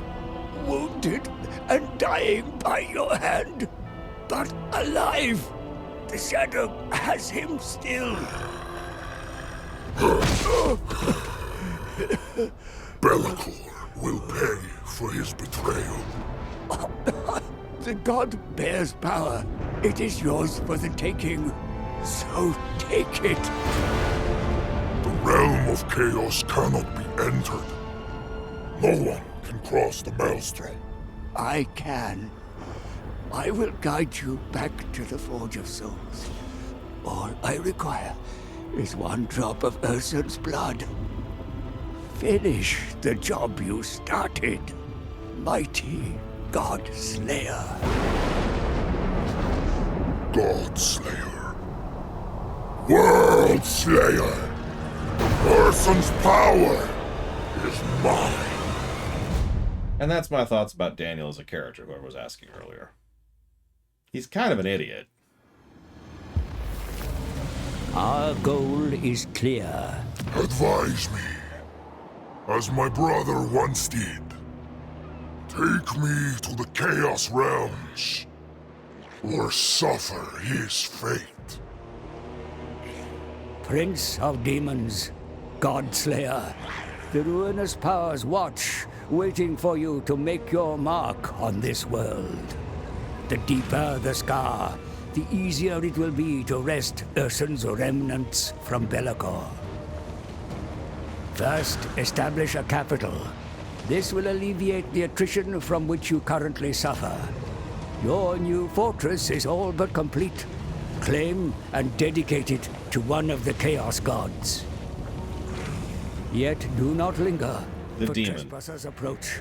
Daniel the Colonists demon. from Nordland attempt to settle the untamable lands. In a mistaken belief, this will quell invasions from the north. Wipe out the gullible fools at their beachhead, the Bay of Blades. Then make the Scalings pay for failing to protect lands that are the dominion of Chaos Undivided. The other Norscan tribes should be conquered and subsumed into your burgeoning realm. And across the Sea of Claws lies even fatter prey. The Empire is within reach, but beyond that fractured nation, the so-called Motherland. Kislev, the nation which abandoned you, whose god you had no choice but to slay. The leader of Ursun's cult, Kostaltin, musters a force to enact revenge against you. Meet them head-on and harvest their miserable lives to power your own vengeance. As you gather your forces, the Tome of Fates ponders a way to return to the Chaos Realms. Your form remains malleable, so use this to your advantage and wield the Legion of Chaos. A prince will become a king, and then a god. And then he's killed by Kislev.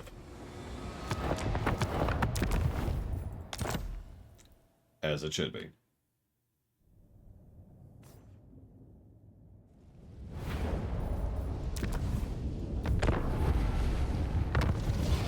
Dragon Lord! Um... Iron Wind.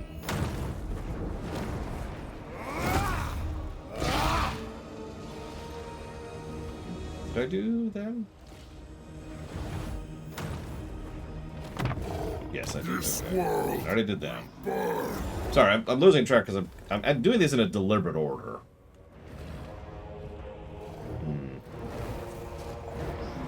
So let's do Cathay next. First daughter of the sun. Grand Cathay is the land of the Celestial Dragon Emperor. Before the world is blighted by chaos, the Celestial Dragon learned how to take human form. To aid his rule, he took a mate, the Moon Dragon, and they had 9 children, Jesus, noble rulers of Cathay's many provinces. Of the 9, 4 have been lost to time and enmity. Miao Ying, the Storm Dragon, was the firstborn, given the honor of ruling the northern provinces and charged with Cathay's defenses as commander of the Great Bastion. But as the predations of chaos grow, the bastion's under strain. The power of a god may aid in Cathay's borders. Perhaps there's an opportunity to lure the Storm Dragon into the Chaos Realms. I travel east to gain audience.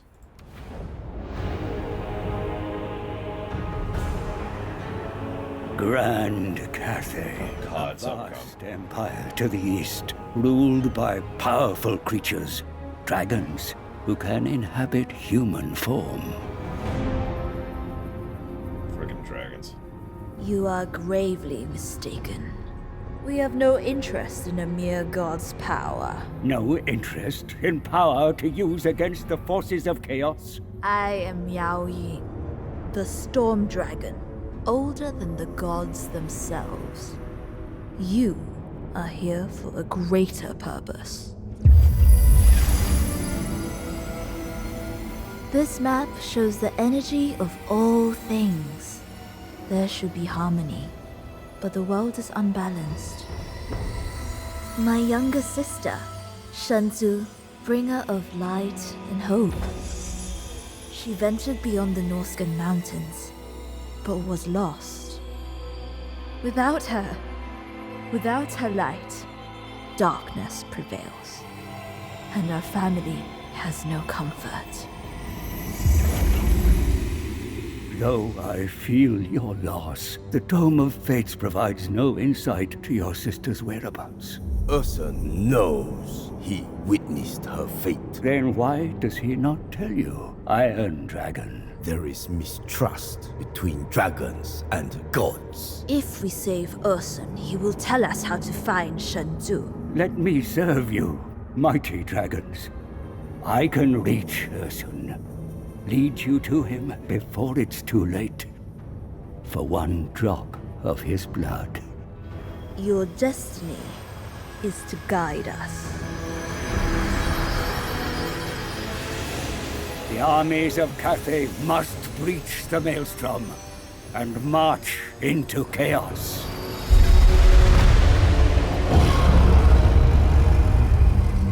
Balance will be restored to the world when Shenzhou is returned to you. And then eaten by the ogre. I wonder what dragon tastes like. Our goal is clear. To find the lost sister, we must hear the God Bear's testament before he passes into myth. It would be really tough meat, but it probably has like a magical tint to it. Magic tastes wonderful. I am the anointed guardian of the Great Bastion. Any breach brings great dishonor upon me. So prove your worth, mortal. Yes, great matriarch. There is indeed a rupture in the Great Bastion. Guys? The forces of Tzeentch Guys? invade through the ruins of the Snake Gate and have taken the Terracotta Graveyard. Further along, the Bastion remains under threat from the Changer's forces, or, as you know him, the dread power Qianqi. Yet, despite the enemy assaults, there remain brave defenders ever loyal to you. Bolster them, and they will gladly confederate with a revered dragon. You will need such allies, for it is on the other side of the wall where the threat is strongest. The eternal siege continues, for the dark powers are never sated. And there, the orchestrator of this woe, Kairos Fateweaver. Face this demonic oracle, lest he bring down the Bastion. Fateweaver is insidious, and the invasion is only part of his plan. Rebellion festers in Nanyang's minds under the Changer's malign influence. Punishment must be swift to reinforce your authority. Before we can hope to take the fight into the Chaos Realms themselves, we must bring harmony back to Grand Cathay. There is much to do. And then Cathay win. They kill Tzeentch. The end.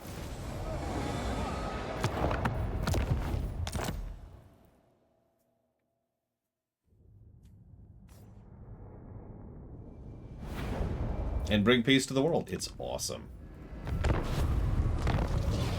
Dragon Lord! The greatest! The Ogre Kingdoms sprawl across the mountains of Morn. They have taken the peaks from the now extinct Sky Titans. This mountainous realm is a place of rocks, bones, and great beasts to be eaten or tamed. Perhaps kingdoms is a misnomer. For there is no king, but an over-tyrant who rules with an iron fist and demands tribute from other tribes in the forms of meat and gold. He is Greece's Gold Tooth. I travel far, for the Mountain of Morn is far beyond the dark lands in the east. This gives me time to ruminate, on how to approach them, and convince the over-tyrant to invade the Chaos Realms. Avarice is key, for there is no one greedier than Greece's. The ogres feast to honor Greasus the Over-Tyrant. Their appetites are ferocious. I must be... I mean, I stopped ruminating, so I guess it's... Time's up, wizard. No! Put him in the stew. Wait! Untold power can be harnessed from a dying god. Power? Ogres take what they want. What more power do we need? Oil the pot! Fresh meat! Please wait! The god is up there! You can't devour it! Quiet! A bear, you say? Sounds tasty. Shut up! A new meat. God flesh. Enough for you, your warriors, and your god, the Great Maw. I can smell it now. Roast god ribs. A feast like no other. You're no meat eater. What's in it for you? My book reveals a path to his deathbed. I will show you the way for one drop of Ursun's divine blood. One drop. But ogres get the rest. That is the deal.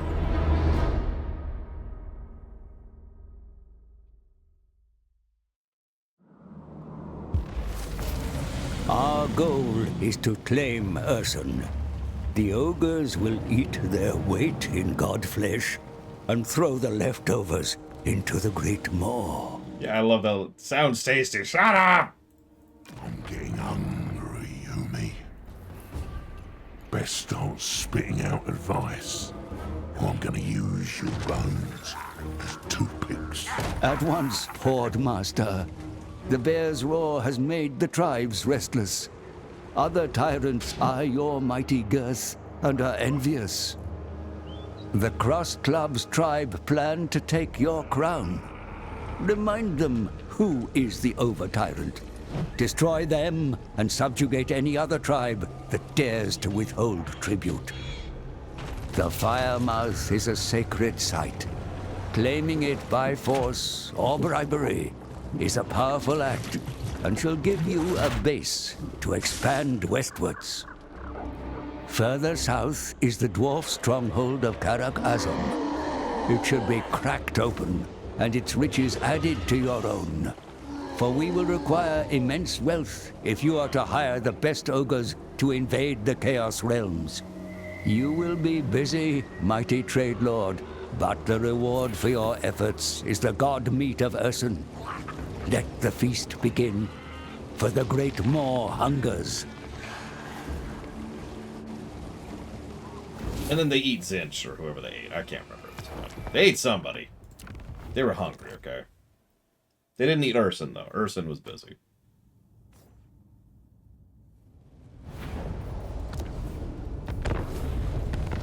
So something I was debating, up until, honestly, about an hour ago, is who we would play through the Realm of Chaos as.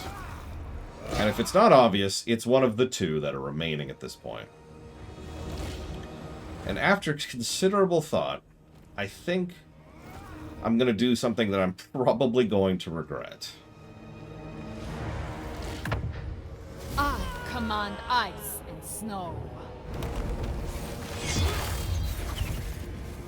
Let's see,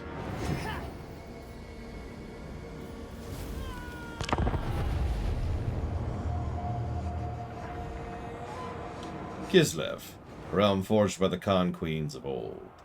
The bulwark against the darkness, the living bastion that protects the Empire, and the soft nations to the south.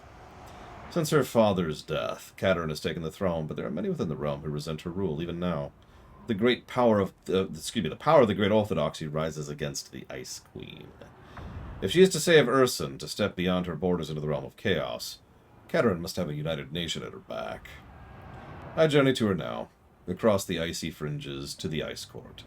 If she is to take my advice, I fear she will need convincing. Word has reached the Ice Court of my coming, and an audience has been granted. Yeah, It was between Cathay, Kislev, Skarbrand. And the thing is, as much as I keep wanting to give Kislev a shot, every time I play as them, it just does not gel in my brain, every single time. In a way that I can't describe without really sitting and processing. Cathay is someone I want to probably play as in the Immortal Empires. So that only leaves one option.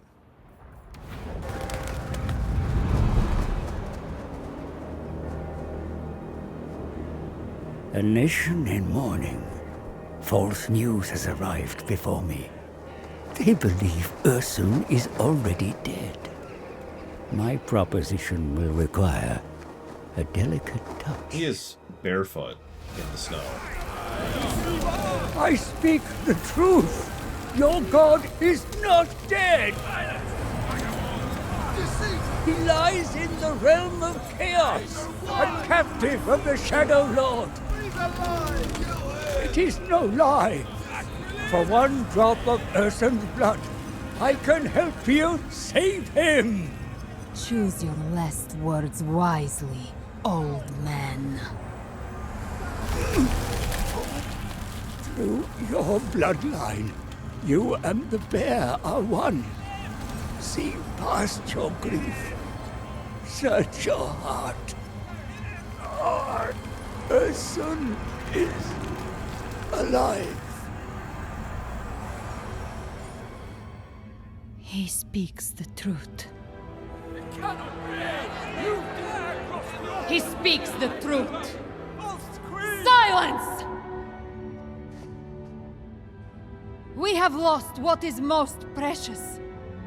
Many say I am at fault, that I no longer have the right to sit on this throne. So I stand. I stand with my people, all of you. And if it comes to it, I shall die with my people. We have been blinded by grief. Ursun lives, and while he fights to draw breath, we fight for him! For Ursun! For Kislev! For Ursun! For Kislev! Ursun! Kislev! Ursun! Kislev! Ursun! Kislev!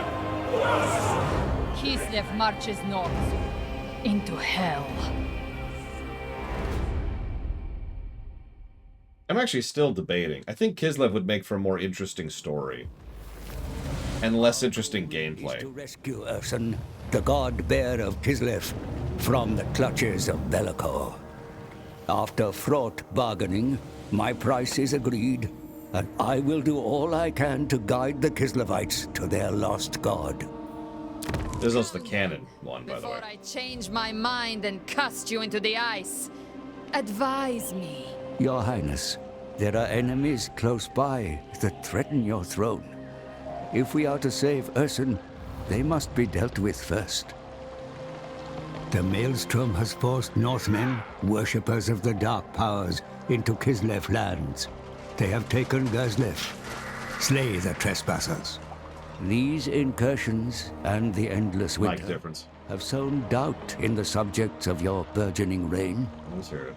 Followers of the Great Orthodoxy resent your rule. Pacify such malcontents through diplomatic means or martial might. Kostaltin, the supreme patriarch of Ursun's cult, is the instigator of this rebellious feeling. He must be dealt with. If left to fester, it shall cause a schism from which Kislev will never recover.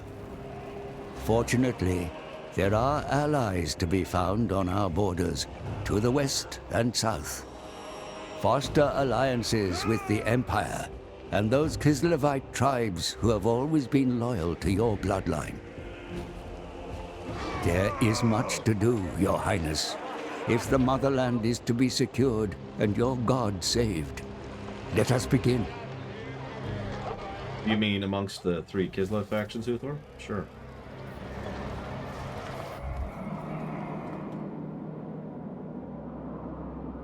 Amongst all the factions. Well, still, sure.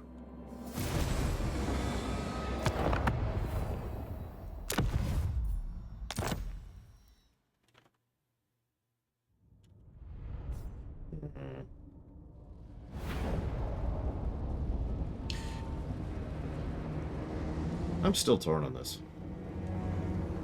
Oh, wow, Uthor. That's...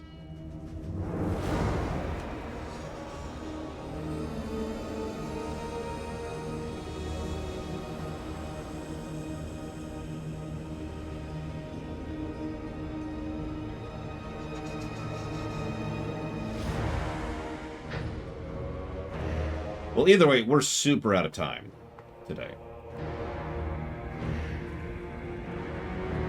So I'm going to go ahead and chop off now. We'll see the rest. These are going to take too long. We're going to see the rest of these tomorrow. But tomorrow?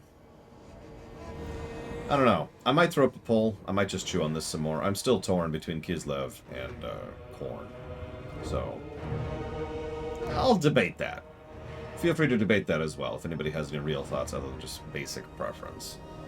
Otherwise, I'll catch you tomorrow.